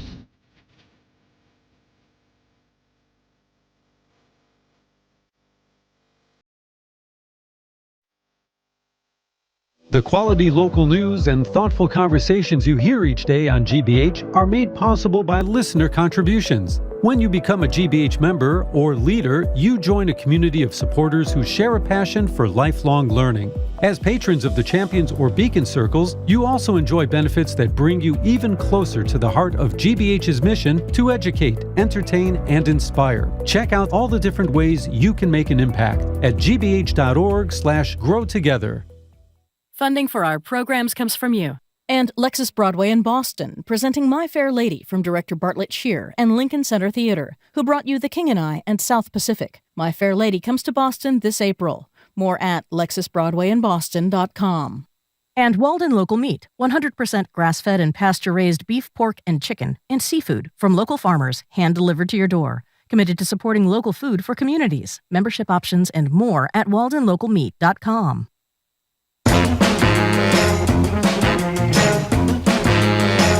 Welcome back to Boston Public Radio. Jim Browdy and Marjorie Egan. We're live at the Boston Public Library, streaming at Facebook and YouTube, facebook.com/GBH News, youtube.com/GBH News. Elizabeth Warren joins us tomorrow, but joining us right now on Zoom is Boston Globe business columnist Shirley Leung. Hello, Shirley. Hi, Jim. Hi, Marjorie. Hello, Shirley Leung. So our new governor, Maura Healey, has just appointed a new general manager of the MBTA. His name is Philip Eng. I'm going to play a little sound. When he was speaking to a bunch of reporters yesterday, here he is. It's the best transit system in the world, and that's why I'm here. Are you being serious? Or are you being We are going to sarcastic? work every day to provide the service that the public expects. I had the chance to talk to a lot of riders today, and while they are frustrated, they love riding the T. The status quo is not acceptable. And moving forward, we will be innovative, open to new ideas, and think of outside-of-the-box solutions. Do we have any idea who the reporter is who said, are you being sarcastic? That was great. What a great follow-up. Because needless to say, most of us do not think of the MBTA as the best transit system in the world. And if it is, the rest of the world is really in serious trouble. But what's the word on this guy, Philip Eng? I mean, he comes from New York. He had a big job on the transit system there. The Long Island Railroad there. And he worked at the Department of Transportation in New York State and stuff. So what's the scoop? Well, as you know, the previous governor went through a lot of TGMs. Yeah, and 3, right? I've lost track. I think there might have been more, but I think there's more than that. But anyways, what I like about Philip Eng, he used to run the Long Island Railroad, which is a big part of public transit in New York City. He's spent decades working in public transportation. He's an engineer by training. So this is a guy, and I've written about this. This is a guy who knows operations, knows transit, and that's exactly the person you need to hire right now. I had heard of him, and I thought he was, he had retired from the Long Island, the LIRR, and so I was thinking, oh, maybe he wouldn't come back. But I think we're lucky to have him to give it a go. And I love that clip that you played because I remember reading about that too. The follow-up question is like, are you was that sarcasm? And a great follow-up question. And I don't know if you guys saw my colleague Joan Vanocchi's column. She called it the Ted Lasso of public transit, right? So upbeat, like I believe that we can turn the system around. But he's right. He's known for spending a lot of time in New York talking to commuters, talking to riders. And yes, riders are incredibly frustrated, but they show up every day because somewhere deep down, we want to love the T. We do. We want it to work. We want it to go fast. I was in New York City over the weekend, and say what you will about the subway in New York, it goes very fast, and I'd love to see that in Boston. Shirley, one question about this, since you know all the players. We have Jim Eloisi, former Secretary of Transportation, and Stacey Thompson, who's head of Livable Streets, on once a month with us. And the one note that they sound nonstop is the legislature's got to come up with a lot of money. And they've talked about different ways to get there. Does a guy who not only is an outsider from the T, but doesn't even have any experience in Massachusetts, stand a better chance with this full of itself legislature when it comes to funding? Or is it better that it had been somebody who had connections? Because I think I don't want to speak for Eloisi or Thompson, I think they would both say Eng could be the most competent person in the world. If the legislature doesn't ante up, it's bound to failure. What do you think about that?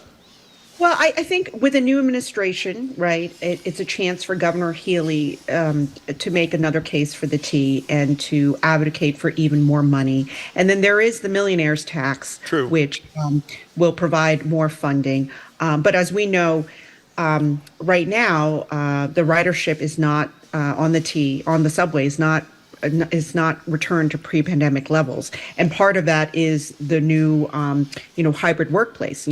People aren't writing 5 days a week, and because of the slow zones, which seem to be all over the system, someone like me, I'm in the red line slow zones. I really think twice about going downtown or taking the T because it's so slow. And so I think there's a whole back group of us who are avoiding the T if we can. And so Ang has to get to the system in place to convince us to get back on the train more often. If not, there's going to be even a bigger fiscal hole, right? Because the T needs our revenue, needs our fare money. Sure it does. By the way, he's starting really quickly, too, April 10th. I mean, that's good. Right, he's a consultant, right? He doesn't run another system. Exactly. Right, and so he retired. He's been a consultant, so he can start right away. I believe he has a daughter at Northeastern. So I didn't know that. Oh, great. He must be. Hopefully, he's already ridden the T already before he came here yesterday. So Shirley Young, let's move on to you did a great piece of reporting on this First Republic Bank, which apparently has also done some precarious lending, but you talked to a lot of people that have been involved with them. Steve DiFilippo from Davio's Restaurants. We've had the Urban Great people, TJ and Hadley Douglas on. They've worked with that bank, Institute of Contemporary Art. Tell us about First Republic and its ties to Boston and what this means for the people that are involved with this bank and the banking system in general. So First Republic is one of these banks. It came into the Boston market in 2006, and it really focused on providing loans to jumbo mortgages to wealthy customers who need very expensive homes, and these are kind of larger than normal mortgages to purchase these homes. They also went after successful entrepreneurs. They went after real estate developers. They are one of the largest banks in Massachusetts now, much bigger than Silicon Valley Bank. And when investors started pulling money out of Silicon Valley Bank, other investors were looking, well, what other bank fits the same profile as Silicon Valley Bank? And that's why everyone turned their attention to First Republic. Like Silicon Valley Bank, which focused on, startups and venture capital, these two banks had a really large percentage of what they call uninsured deposits. So a lot of the FDIC, the federal government, insures accounts to $250,000, but because they have very wealthy customers, big corporate accounts, a lot of their accounts were over $250,000.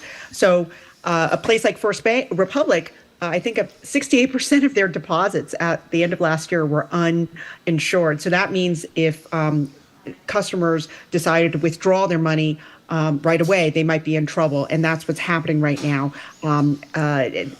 They are almost living on borrowed time. They've borrowed some money from the federal government. Other banks, rival banks, have deposited $30 billion to try to stabilize the bank. And what was interesting for me is that usually when your bank is in trouble, your customers are really pissed at you, right? They're so mad at you. Instead, what I found, the complete opposite. These customers got great service from the bank. They credited them with giving them money at the time they needed to grow their business. And someone like Steve DiFilippo, he said to me, I am sticking with this bank. I actually bought stock in the bank. I want this. We need to be there to support this bank because they were there when I needed them.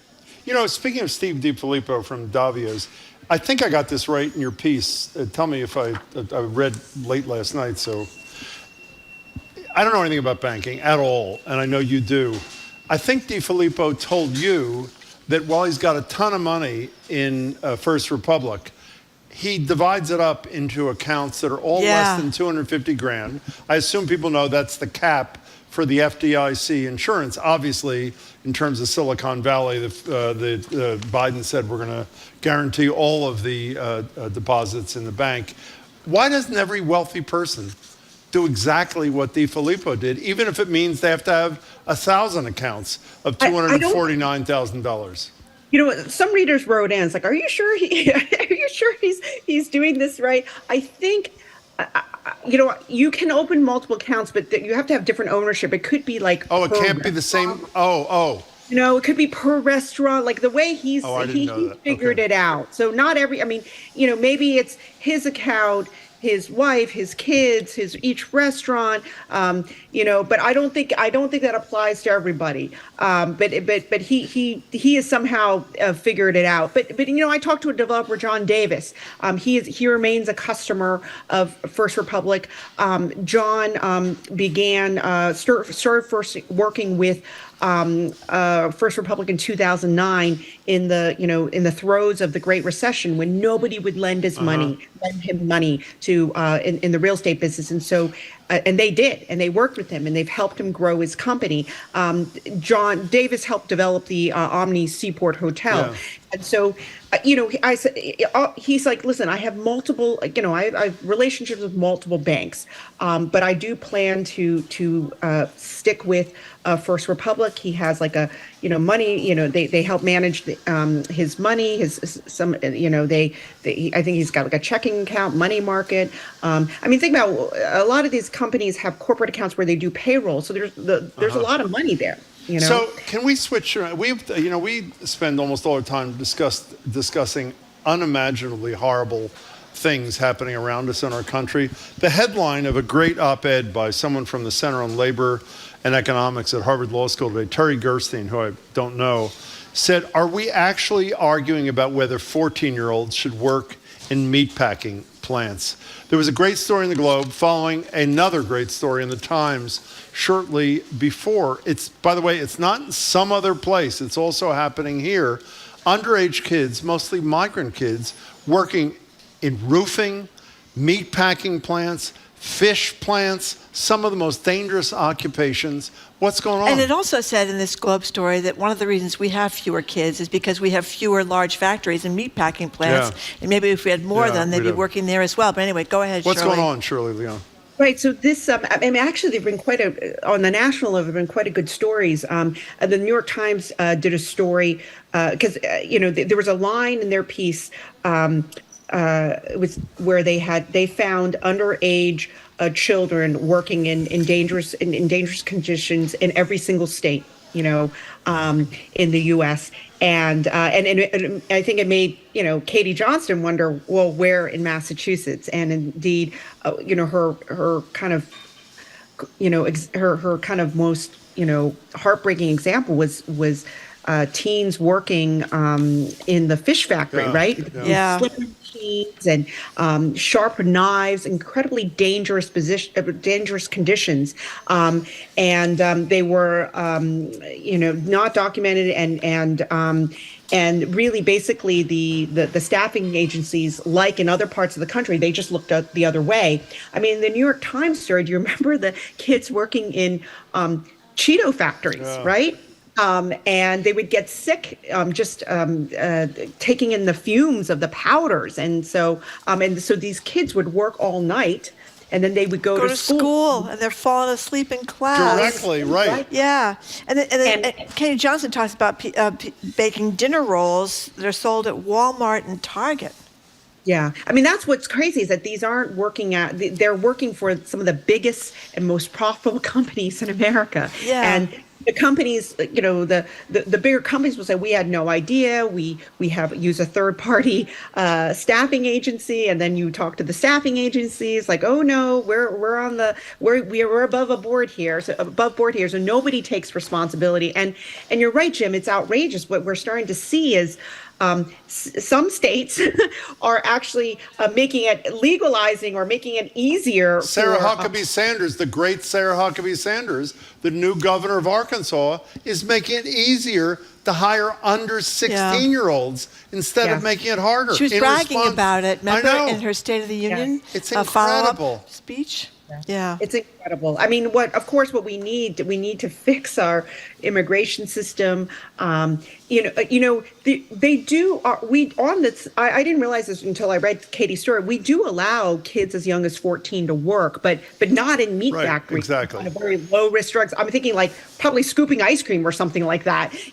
But not to work in a fish factory or be a camp counselor or something like that. But not in these dangerous conditions. The core of the problem, where it all starts, is I think it was must have been the New York Times story, mentions that to date the federal government has lost contact information for 250,000 unaccompanied minors who came into this country. 250,000 kids. Remember the kid that was lost contact trapped and kept trying to call the so-called hotline to get help? And physically trapped in a machine. Is he talking about that? No, it was trapped in a home, Yeah. and he was trying to get in touch with the hotline, and the hotline number didn't work. He couldn't get through or something like that.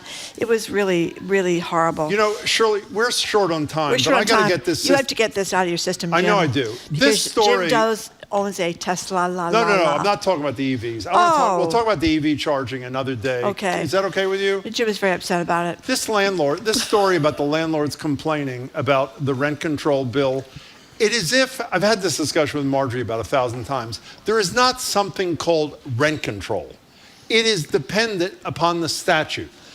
Michelle Wu drafted a statute that was as landlord-friendly as any statute could be.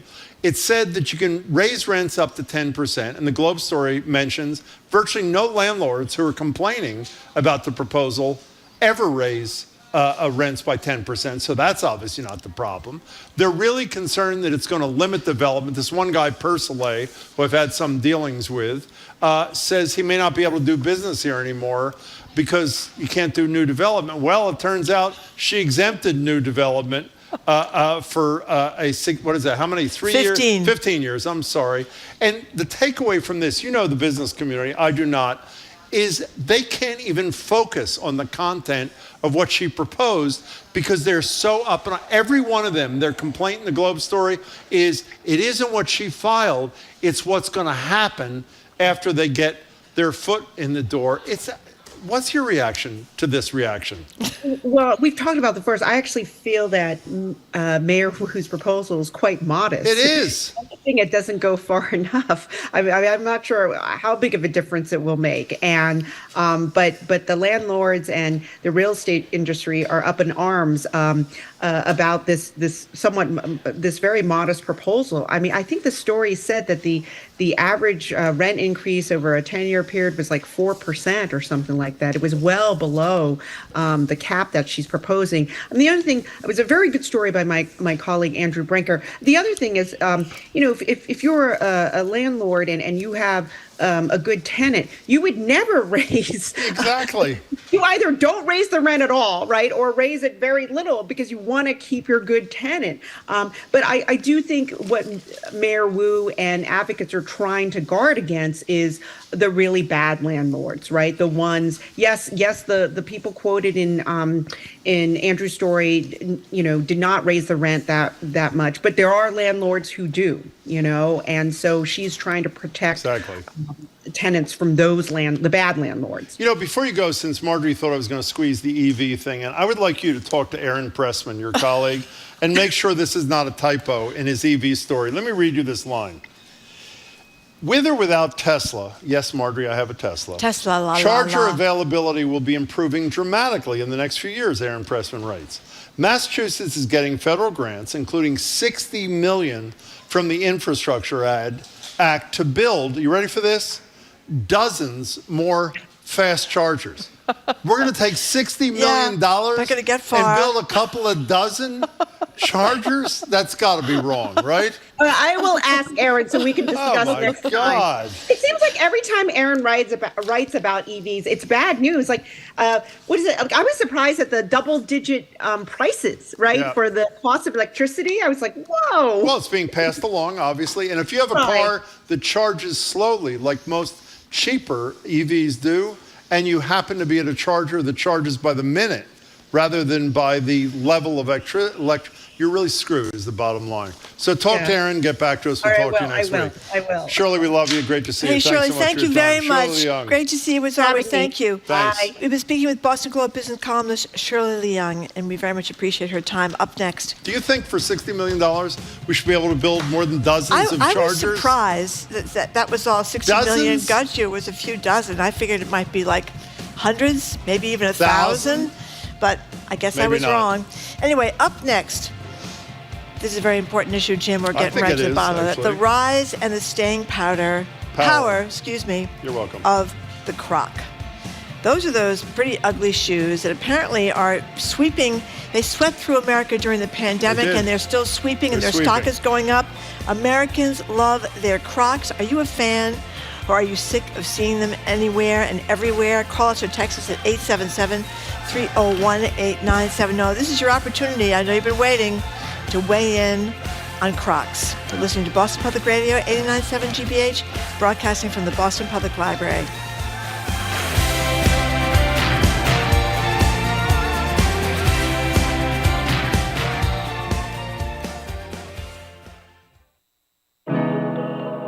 Recent research is offering new hope about early detection of Alzheimer's. And we're talking about those living with and caring for those who are suffering right now.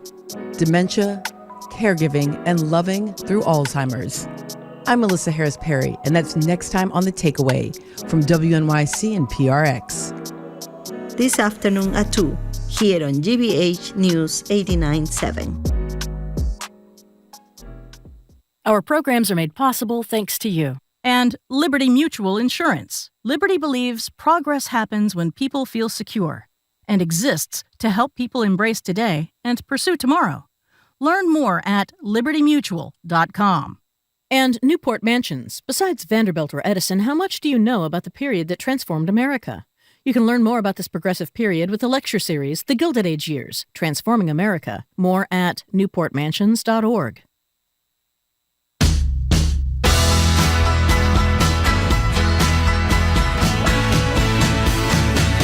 Welcome back to Boston Public Radio. Jim Browdy, Marjorie Egan, live at the Boston Public Library, as we are every Tuesday and Friday, streaming online at facebook.com/GBH News and youtube.com/GBH News. Senator Warren, who announced just yesterday she's running for a third term, will be with us tomorrow.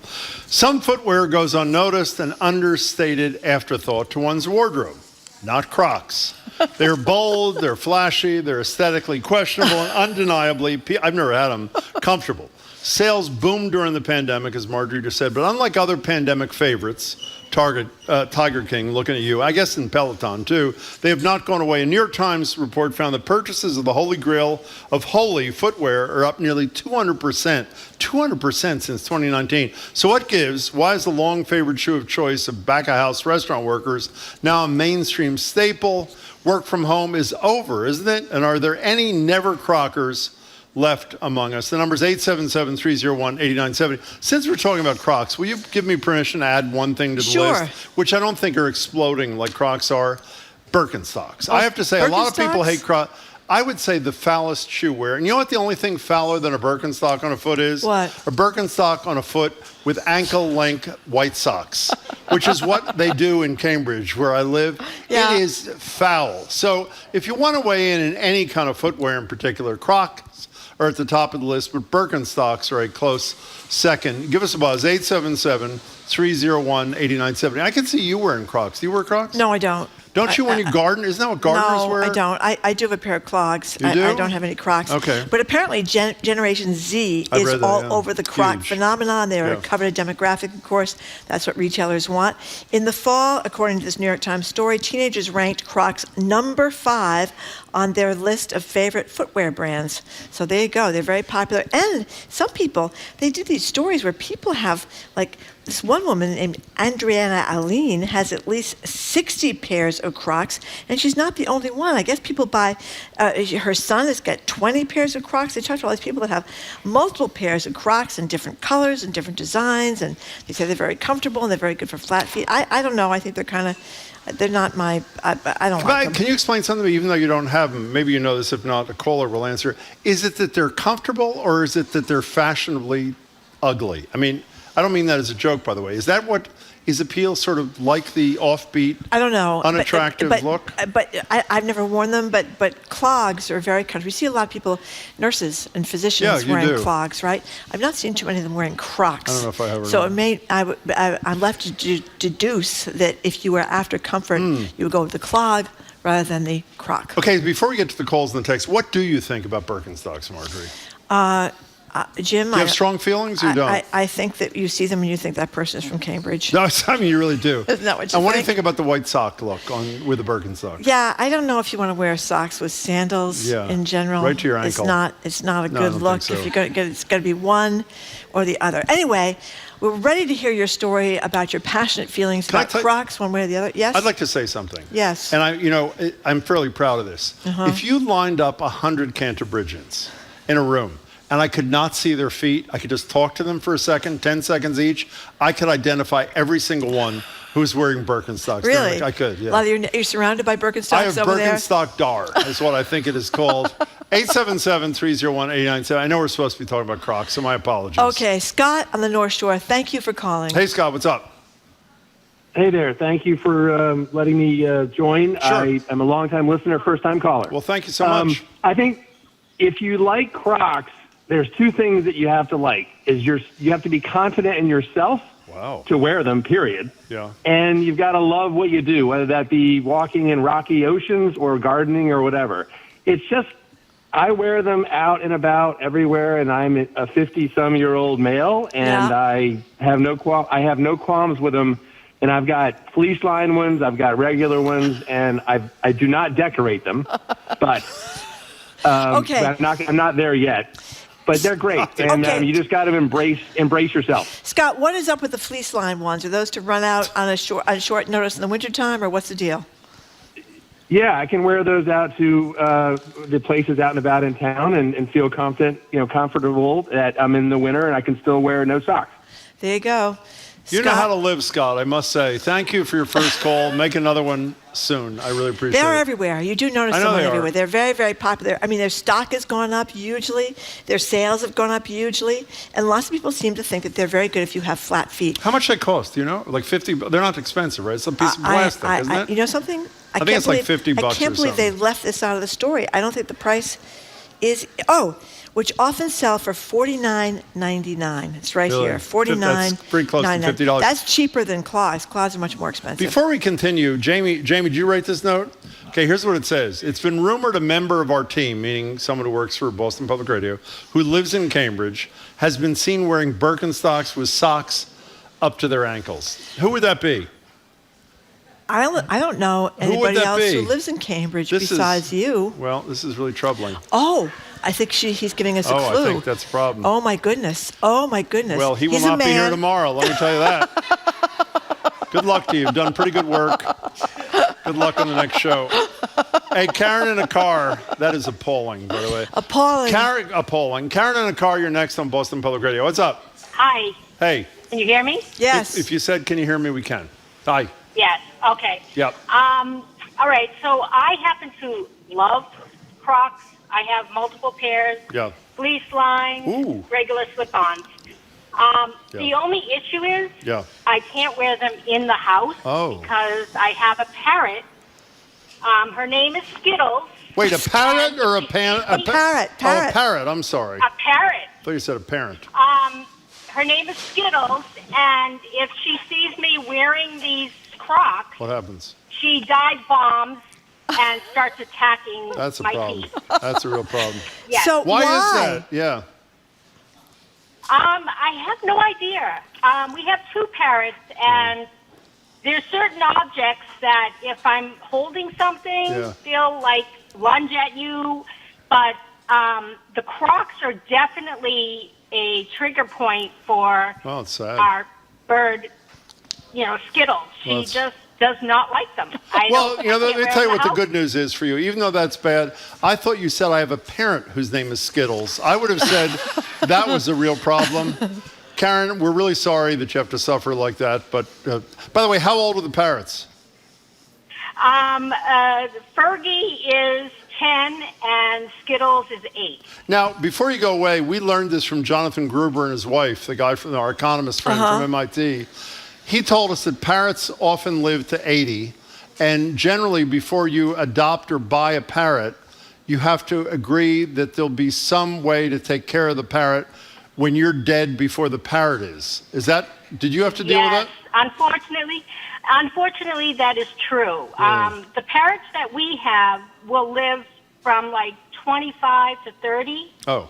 They're not the huge parrots. Okay, They're,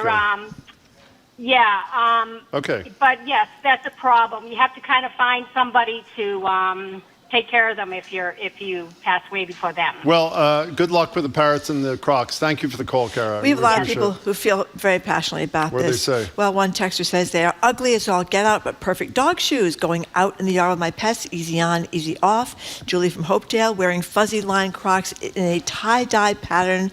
That is great. They're my slippers. Also have other pairs for camping, supportive and comfy, but she agrees that they are ugly. Did you know that there was such a thing as fuzzy line Crocs till these first two callers? I kind of like Uggs kind of deal.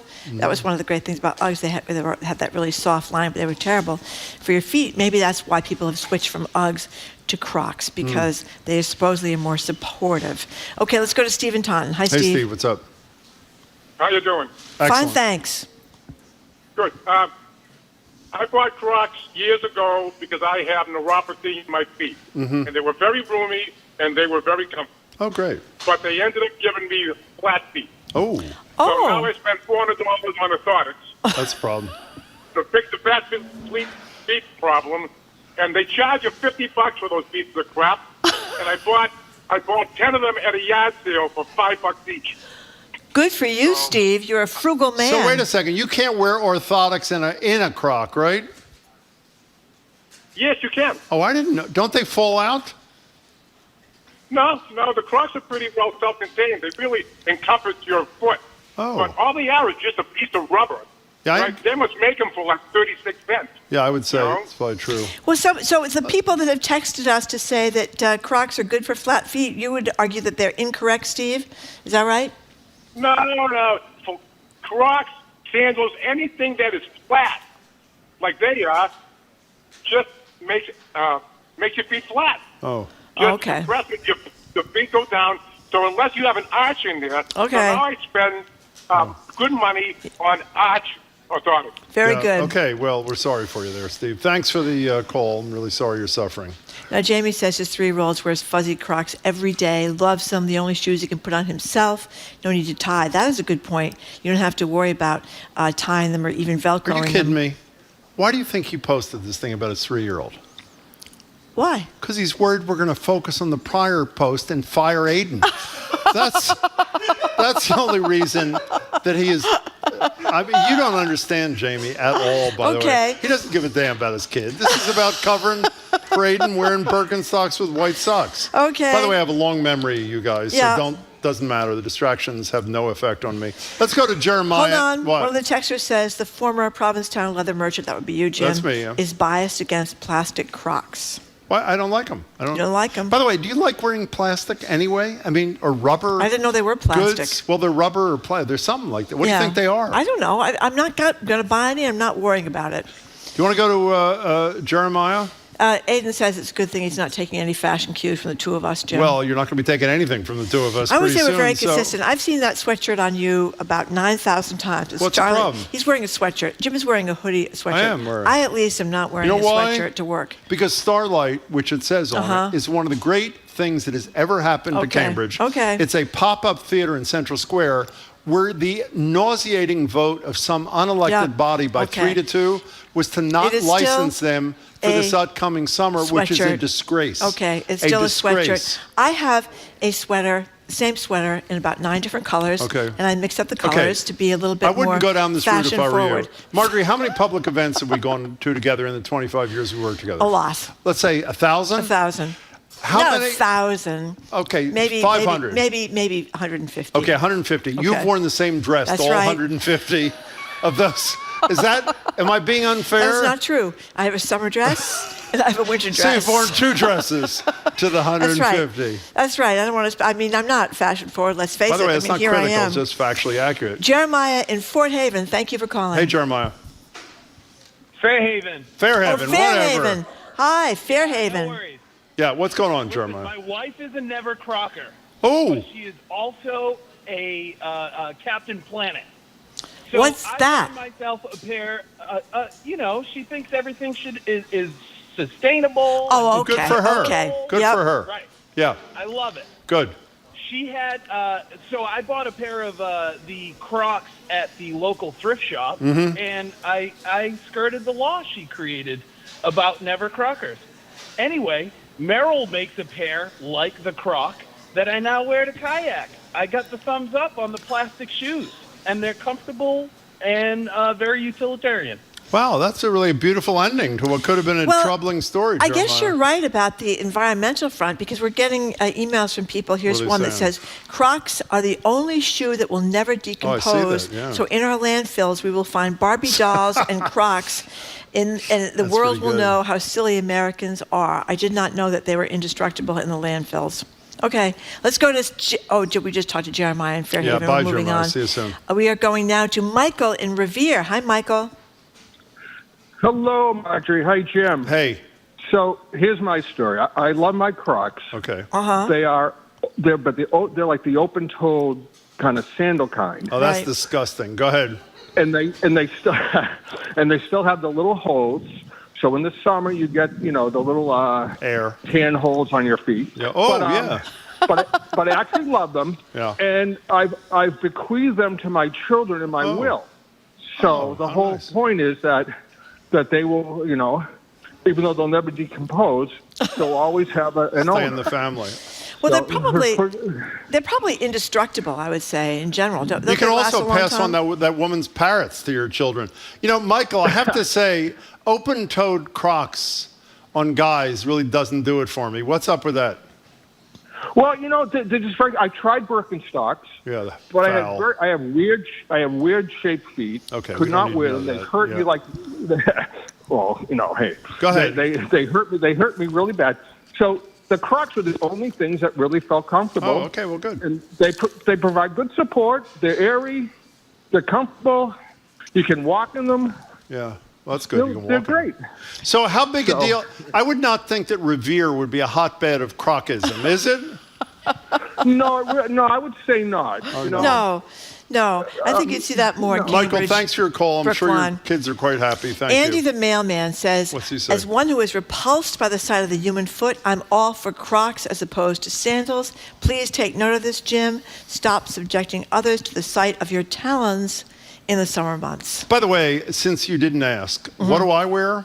I wear handcrafted sandals. That's right, you do. By Kim Rouleau, Yep. who is the son of Roger Rouleau, the most famous sandal maker, he has passed, in history in Provincetown, who invented, you've complimented these, by the way, the sandal that does not have a buckle. Roger created those, I want you to know, and his son has continued the tradition. I've said nice things about them, Jim, to make you happy, but really, I'm Okay, with, don't I'm with go. Andy I the know where you're mailman. going. I am with Andy the mailman. What did he say? Well, he says the human foot, particularly male human feet, are not particularly I attractive. tell you, there are a lot of foot fetish people in our audience. I'd be kind. Okay. Let's leave it at that. A lot of women who look very nice in those little pumps with the toenails polished. Oh, You have girls in their summer dresses and their summer feet. So foul. Is that Aiden? I hope no. Crocs is okay. I hope it's on. We're almost done here. Thank you very much for tuning in today. Thank you for people that came down to the Boston Public Library. Thank you all for coming. We very appreciate much. it. You can keep up with us 24/7 by way of our podcast. Tomorrow we're going to be joined by Senator Elizabeth Warren, who's been going toe-to-toe in this banking crisis with the head of the Fed, Jerome Powell, Harvard National Security expert Juliette Kayyem, our medical ethicist Art Kaplan, and Boston Globe travel writer Christopher Muther, plus Nashville's Cy Montgomery. Got a great show tomorrow. I want to thank our crew, Zoe Matthews, Aidan Conley, despite the Crocs, Nicole Garcia, Hannah Loss. Our engineer is John the Claw Parker. Brian Bell was on the boards for us today. And our executive producer, Jay Bologna, plus our BPL staff, Evelyn Brito, Angelica Marrero, and Steve Baracci. Jim, good luck to you in your Birkenstocks. Can I just say I don't have Birkenstocks. Judge says Pence must testify in I 10th know. and 6th That's grade. great. Such fabulous news. I'm Jim Browdy. I am Marjorie Egan. Thank you again for tuning in today. Thank Hope you you can all. tune in tomorrow. Meanwhile, have a great afternoon.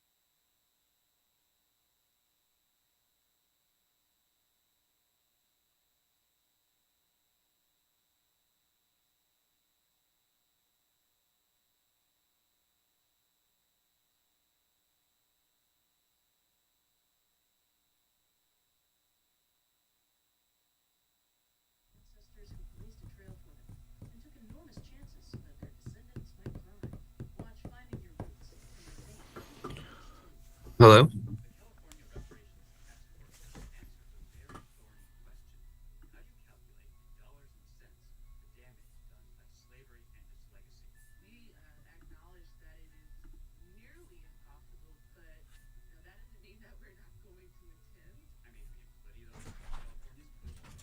Hey, How you doing? good. Just gonna make a few tweaks here. Maybe a second.